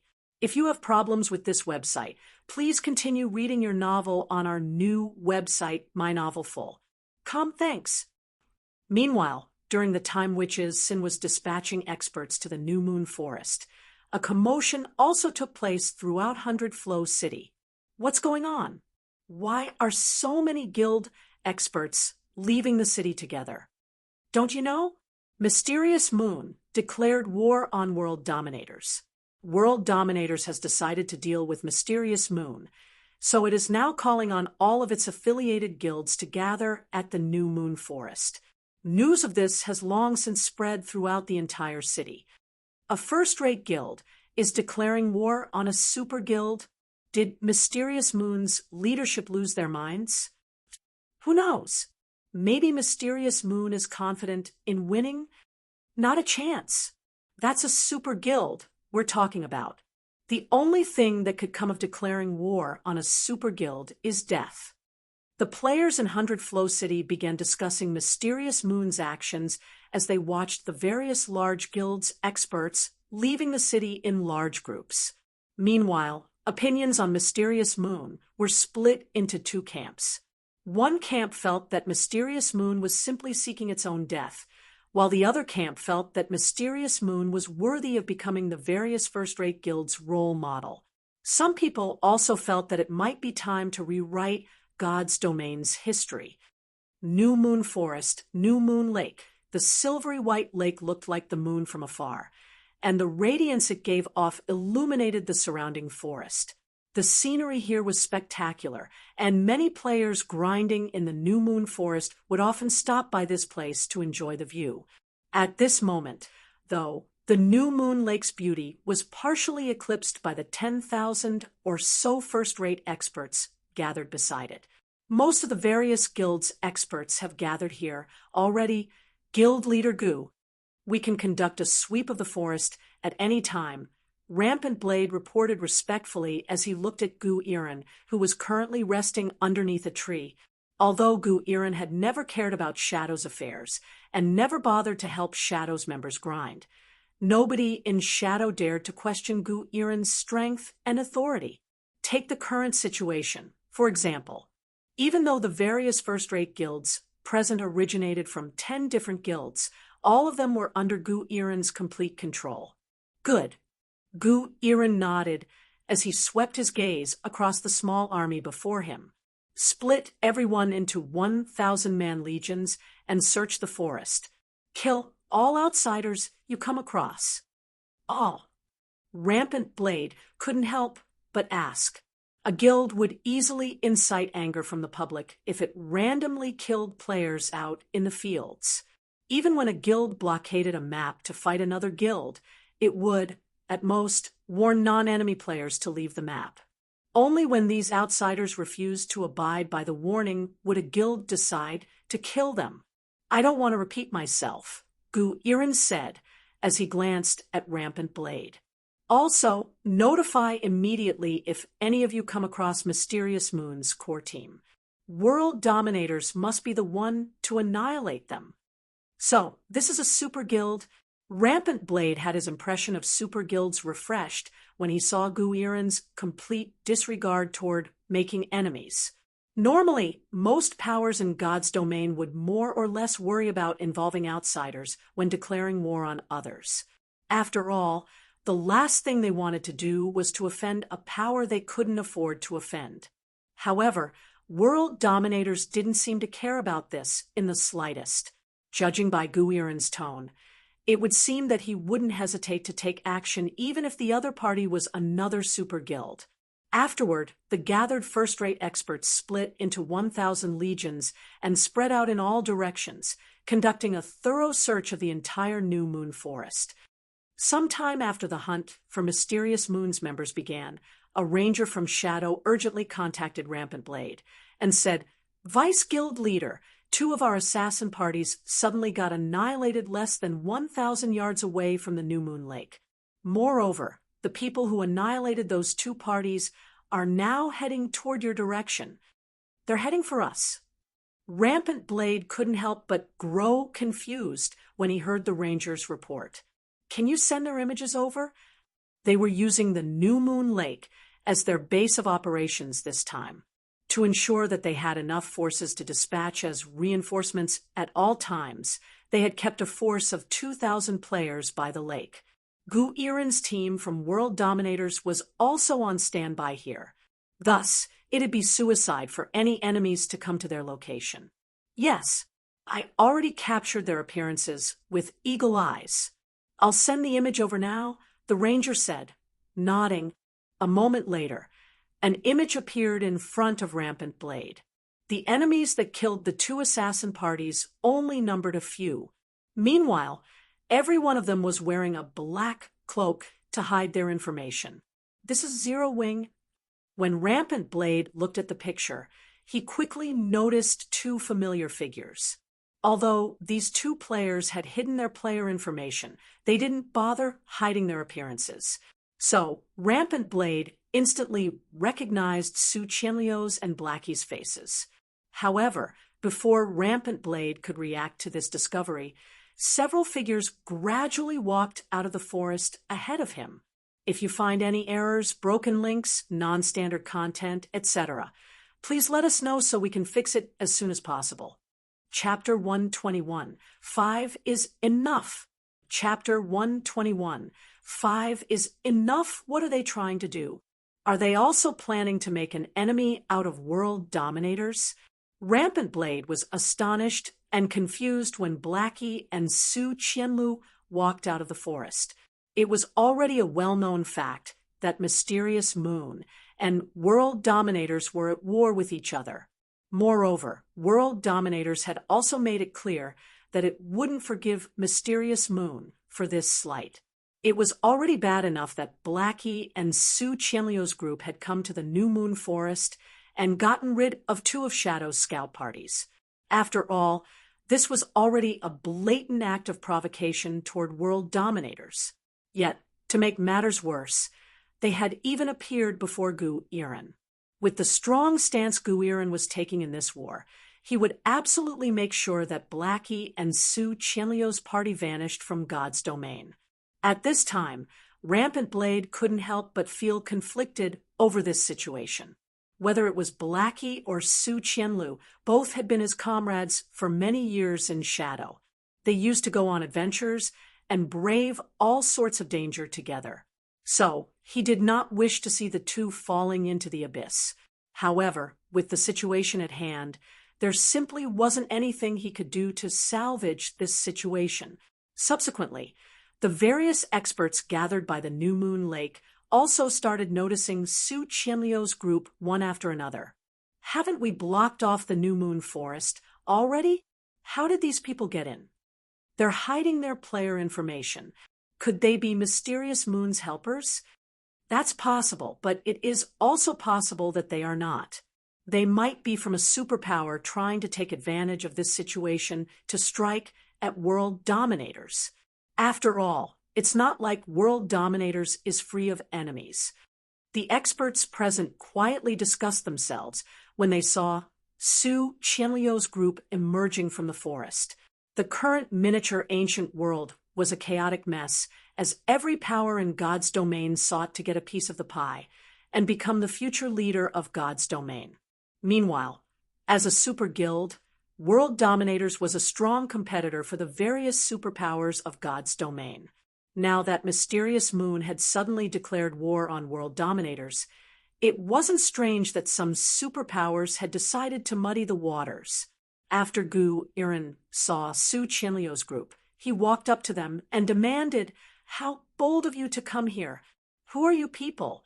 Which superpower are you from? Is it Battle Wolves? Or is it Sacred Temple?" In Gu Iren's opinion, the only outsiders who dared come to provoke World Dominators now would either be Mysterious Moon's helpers or World Dominators' rivals. Meanwhile, the possibility of Battle Wolves and Sacred Temple trying to stir up trouble was the highest. Zero Wing. Su Qianliu stated, "Zero Wing. Where is Zero Wing based? Why haven't I heard of such a superpower before? Could this be a cover name? They're wearing black cloaks to hide their identities. After all, how can they possibly expose their real identities now?" The various experts present couldn't help but be surprised and confused when they heard Su Qianliu's answer. There was a limited number of superpowers in God's domain, and every one of them possessed powerful origins. Hence, any player that had played God's domain for some time would more or less know about the various superpowers. The various large guilds members even had to undergo a compulsory course on the various superpowers' basic information. Zero Wing, a piece of information suddenly flashed across Gu Iren's mind when he heard this name. Is it the new guild that former guild leader Shi Feng established? Meanwhile, when Luo Tiancheng saw Su Qianliu, he couldn't help but feel a sense of familiarity. Then, after racking his mind for a moment, he suddenly exclaimed, You're Su Qianliu." Su Qianliu's appearance was a sight that almost all veteran members of Shadow would remember. After all, she used to be one of the most beautiful female members in Shadow. On top of that, she also used to be one of the strongest experts belonging to Shadow. If you have problems with this website, please continue reading your novel on our new website, My Novel Full. Thanks. That's right. Su Qianliu did not deny Gu Iren's and Luo Tiancheng's words. We're not here to go against world dominators today. We're just here to settle some personal grudges. Personal grudges? Gu Iren sneered as he suddenly thought of something. Do you mean taking care of Shadow? According to his informant, Shi Feng, the former guild leader of Shadow, had a thorough falling out with Shadow after Lan Hailong's shameless behavior. As a result, Shi Feng had publicly declared that he would erase Shadow's name from God's domain. Originally, Gu Iren thought that Shi Feng was only speaking out of anger. He never thought that Shi Feng actually planned on carrying out his words. At this time, Shi Feng, who had hidden both his information and appearance, suddenly said, "That's right. We hope that unrelated people do not interfere to avoid causing unnecessary misunderstandings."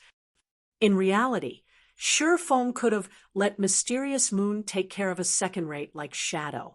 However, after thinking it over, he decided that it'd be best if he erased Shadow from God's domain with his own hands. You want to deal with one of World Dominators' affiliated guilds right in front of our eyes. Do you think we'll allow that? Gu Iren asked, laughing. Don't you think you're being too arrogant? Do you take world dominators for a decoration? That's right. Who do you think you are? One of the 5 great super guilds. Luo Tiancheng said, fanning the flames.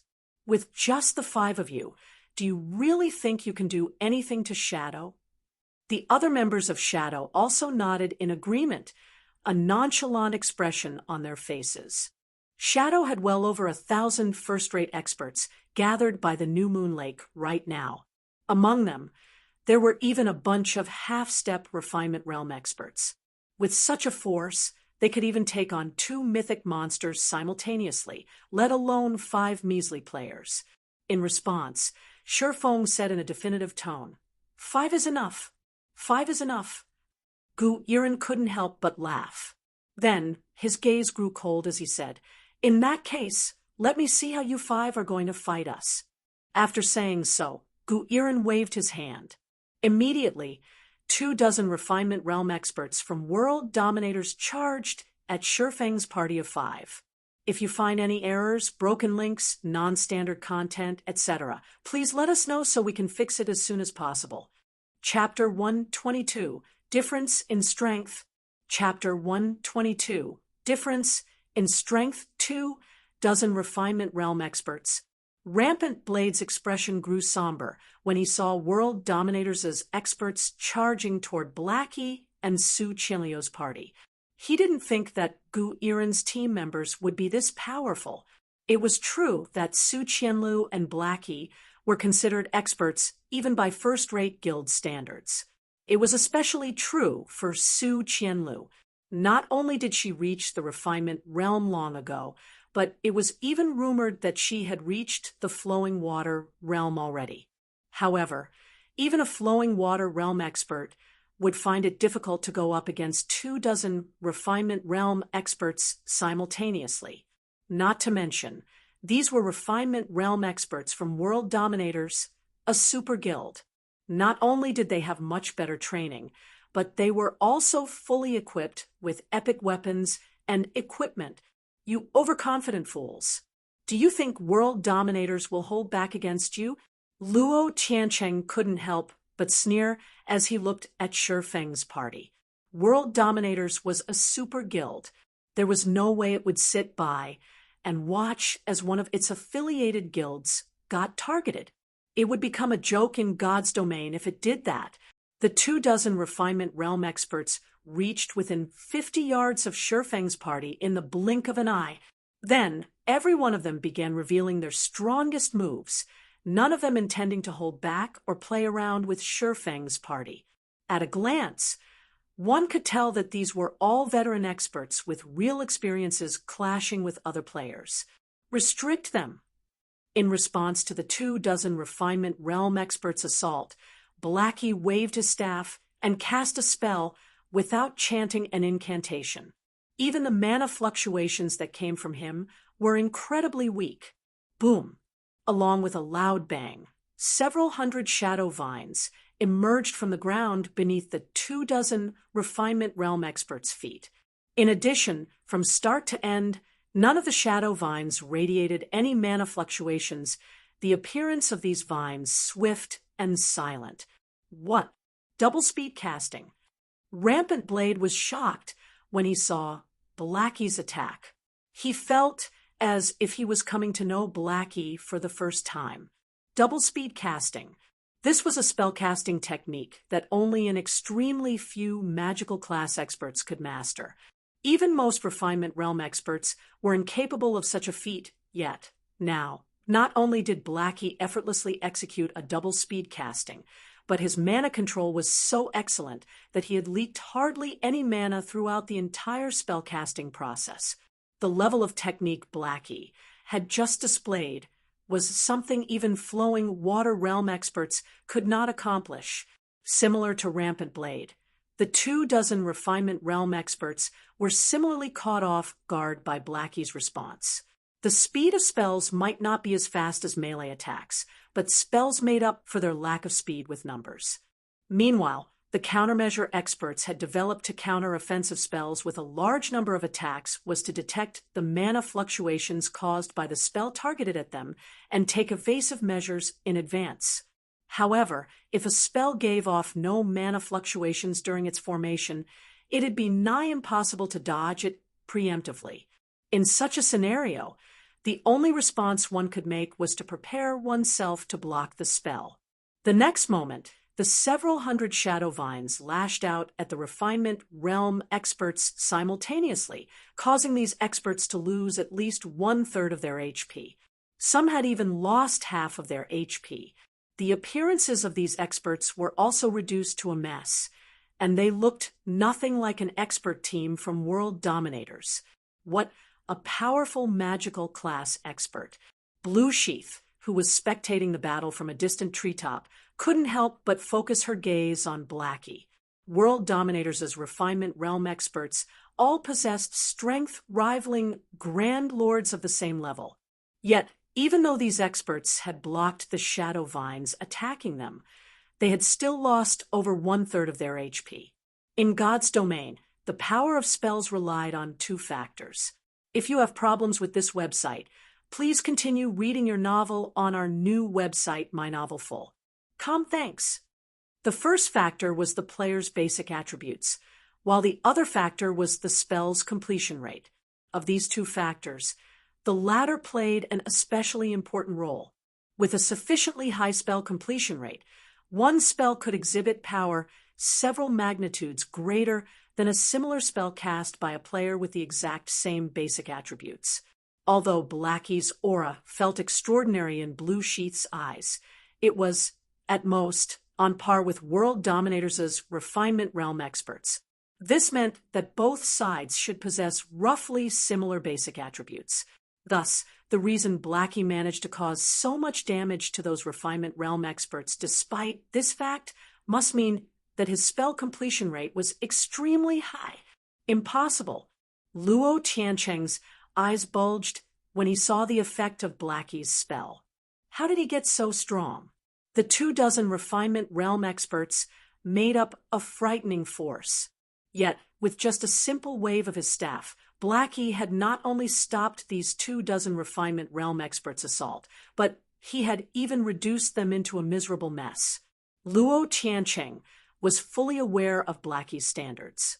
Back when Blackie was still with Shadow, he had only been a member of the guild's middle management. Moreover, he was focused mainly on handling guild affairs, and his combat standard was only at the level of first-rate experts. He couldn't even be considered one of the top-ranking experts in the guild. Yet, what was with this situation? Meanwhile, after Shifeng took a look at World Dominators' refinement realm experts, he turned toward Happy Snow the Berserker and said, "Go and help Blackie. It'll be tough for him to deal with these people alone." After all was said and done, Blackie still hadn't reached the refinement realm standard. While he might have a gold mana body, the Holy Annihilation mana technique, and the ancient mana equipment set helping him, he could still die easily if he got caught in a melee or targeted by numerous ranged attacks. Simply put, Blackie was currently a glass cannon. He might have astonishing offensive capabilities, but he wouldn't last more than a few moves in an actual duel with a refinement realm expert. Fine, then. I'll use these guys to test my recent improvements, Happy Snow said, curling her lips in dissatisfaction.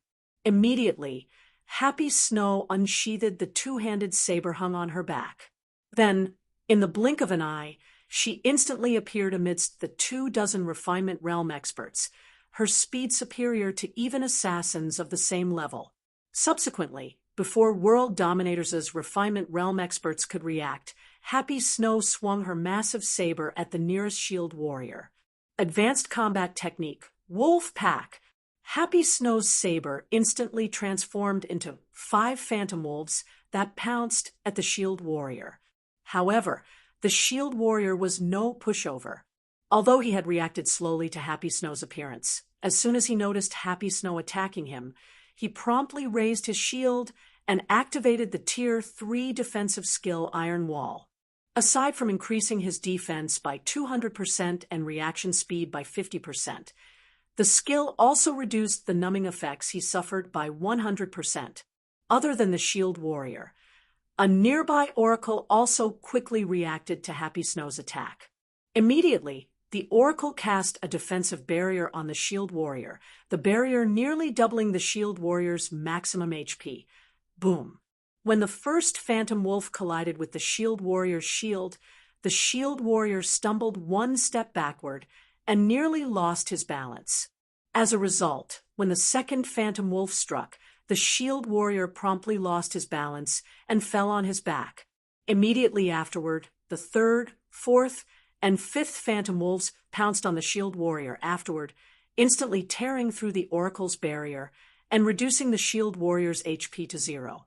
The shield warrior had died so quickly that the nearby healers didn't even have time to heal him. She killed him in one move. Rampant Blade couldn't help but gape in shock when he saw Happy Snow killing the shield warrior after just one exchange. Rampant Blade had seen Happy Snow before, and he knew that the little girl had only reached the refinement realm recently. Yet, now, she had instantly killed a veteran refinement realm expert. It was simply unbelievable. Not bad. I like this feeling, Happy Snow stated excitedly as she looked at the shield warrior's vanishing body. Not only did the ancient mana equipment set increase her skill completion rate, but it had also improved the density of her mana and her control over mana. Because of this, she had a much easier time executing combat techniques, and she became able to execute Wolf Pack effortlessly. If it was before she acquired this set, she wouldn't have been able to make use of the advanced combat technique in actual combat. Of course, the ancient mana equipment set wasn't the only factor contributing to her success. A more important factor was the ancient god's blood Shurfong had given to her. Thanks to the ancient god's blood, her mana body had also reached the gold rank. Moreover, it was even a peak gold mana body. This improvement had cleared up her mind significantly, and she could now execute combat techniques much more efficiently. Previously, she could only create 4 phantom wolves when executing Wolf Pack. Moreover, it was also under a practice setting. Now, not only could she freely execute the combat technique in battle, but she could even create 5 phantom wolves with it. What power! Is she a monster? When the other experts from World Dominators saw their companion getting killed, they couldn't help but gulp nervously. If Happy Snow could kill even a shield warrior in one move, it went without saying that she could do the same for other classes. To make matters worse, they still had to keep an eye out for Blackie's ranged attacks. If they received a direct hit from one of Blackie's spells, they wouldn't even know how they died. Meanwhile, seeing World Dominators as experts growing cautious, Shurfong asked, "Do you still want to continue? If you find any errors, broken links, non-standard content, etc., please let us know so we can fix it as soon as possible." Chapter 123, One Sword for Thousands. Chapter 123. One Sword for Thousands. Although Shurfong spoke in a calm and low voice, nobody present dared to underestimate him. Previously, everyone thought that Shurfong was simply spouting nonsense when he said that just the 5 of them were enough. However, after seeing Blackie's and Happy Snow's overwhelming performance, nobody doubted Shurfeng's words anymore. The combat power Blackie and Happy Snow displayed was something only Apex experts could exhibit in the current miniature ancient world. 24 refinement realm experts couldn't even serve as a warm-up for these 2 players. Only the various super guilds' Apex experts could possibly fight the 2 of them. It seems Zero Wing cannot be underestimated. Despite being a new guild, it has so many powerful experts. Indeed, but World Dominators isn't a pushover, either. With only 5 players, Zero Wing will still have difficulty targeting Shadows members. Faced with this sudden turn of events, the various large guilds' experts couldn't help but turn toward Gu Iren. Currently, Gu Iren still held the initiative in his hands.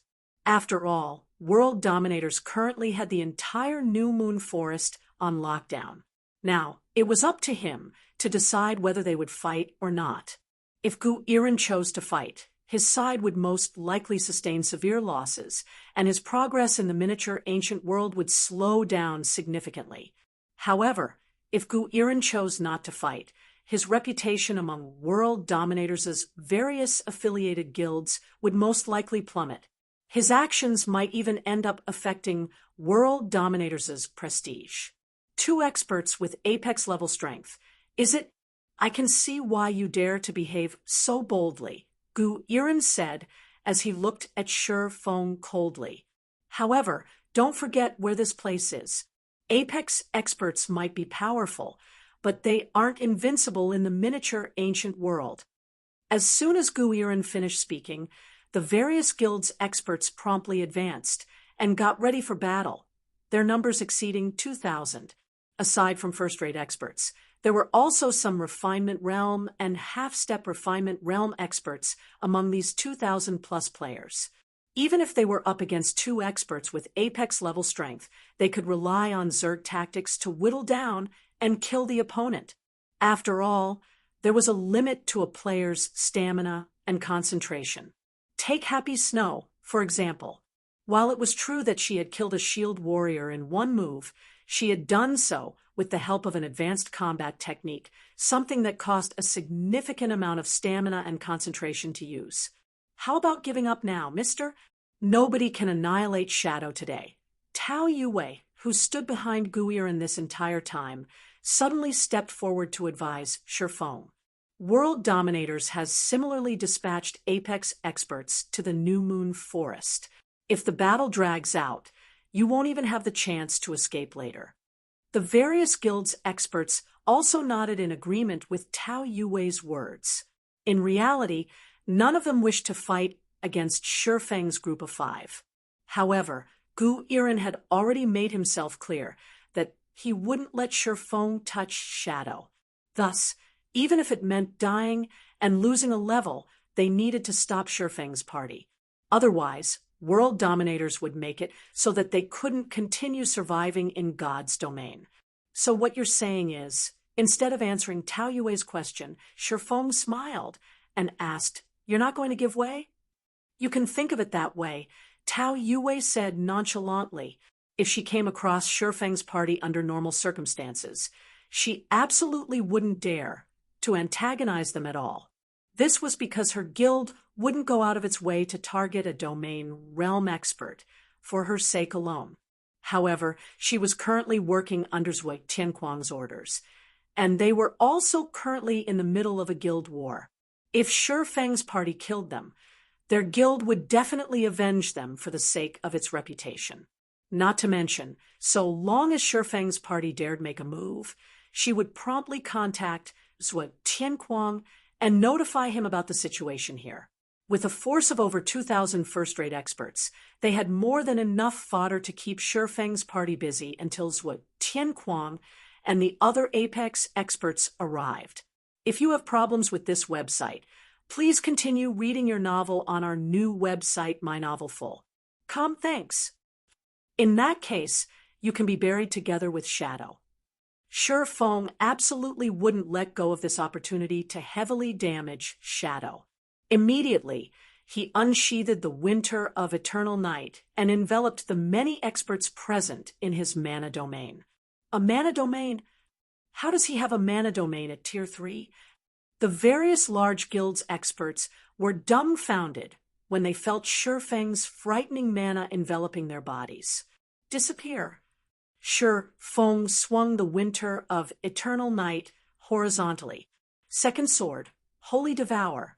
Even with the ancient mana equipment set's bonuses, it was still a significant burden for Shi Feng to execute Holy Devour. If he tried to execute Holy Devour at full power, he could, at most, use it 3 times in a battle. After 3 executions, he would immediately fall into a mentally weakened state. Thus, this was a trump card he wouldn't casually use under normal circumstances. However, out of all the attacks in Shi Feng's repertoire, Holy Devour had the largest AoE. Shi Feng was only a Tier 3 player right now. If he had to kill 2,000 plus first-rate experts one by one he'd die from exhaustion before he could even get rid of all of them. Thus, the best solution was to use an attack with a big AoE and reduce the enemy's numbers as much as possible. Then, he would leave the rest for Su Qianlu and the others to deal with. Not good. Meanwhile, when Blue Sheath saw the sudden change in Shifeng's aura, she instinctively executed Shadow Walk, an advanced combat technique, and distanced herself from the battlefield. She had also activated Shadow Flash, a Tier 3 life-saving skill that increased her movement speed by 300% for 5 seconds. While retreating, though, she kept a constant look over the battlefield, ensuring she didn't miss out on anything. The next moment, before Blue Sheath could move even 100 yards away from her previous location, a scorching light suddenly enveloped her vision, the light incinerating everything in its path and shattering even space itself. This Blue Sheath was dumbfounded. One attack. It was only one attack. With just one attack, Shifeng had extinguished the lives of nearly half of the 2,000-plus experts, erasing even their ashes from the battlefield. TL notes: 1 Apex experts and experts with Apex-level strength. Apex experts refer to domain realm experts. Experts with Apex-level strength refer to expert players capable of exhibiting the raw power of domain realm experts. They aren't necessarily domain realm experts, though. If you find any errors, broken links, non-standard content, etc., please let us know so we can fix it as soon as possible.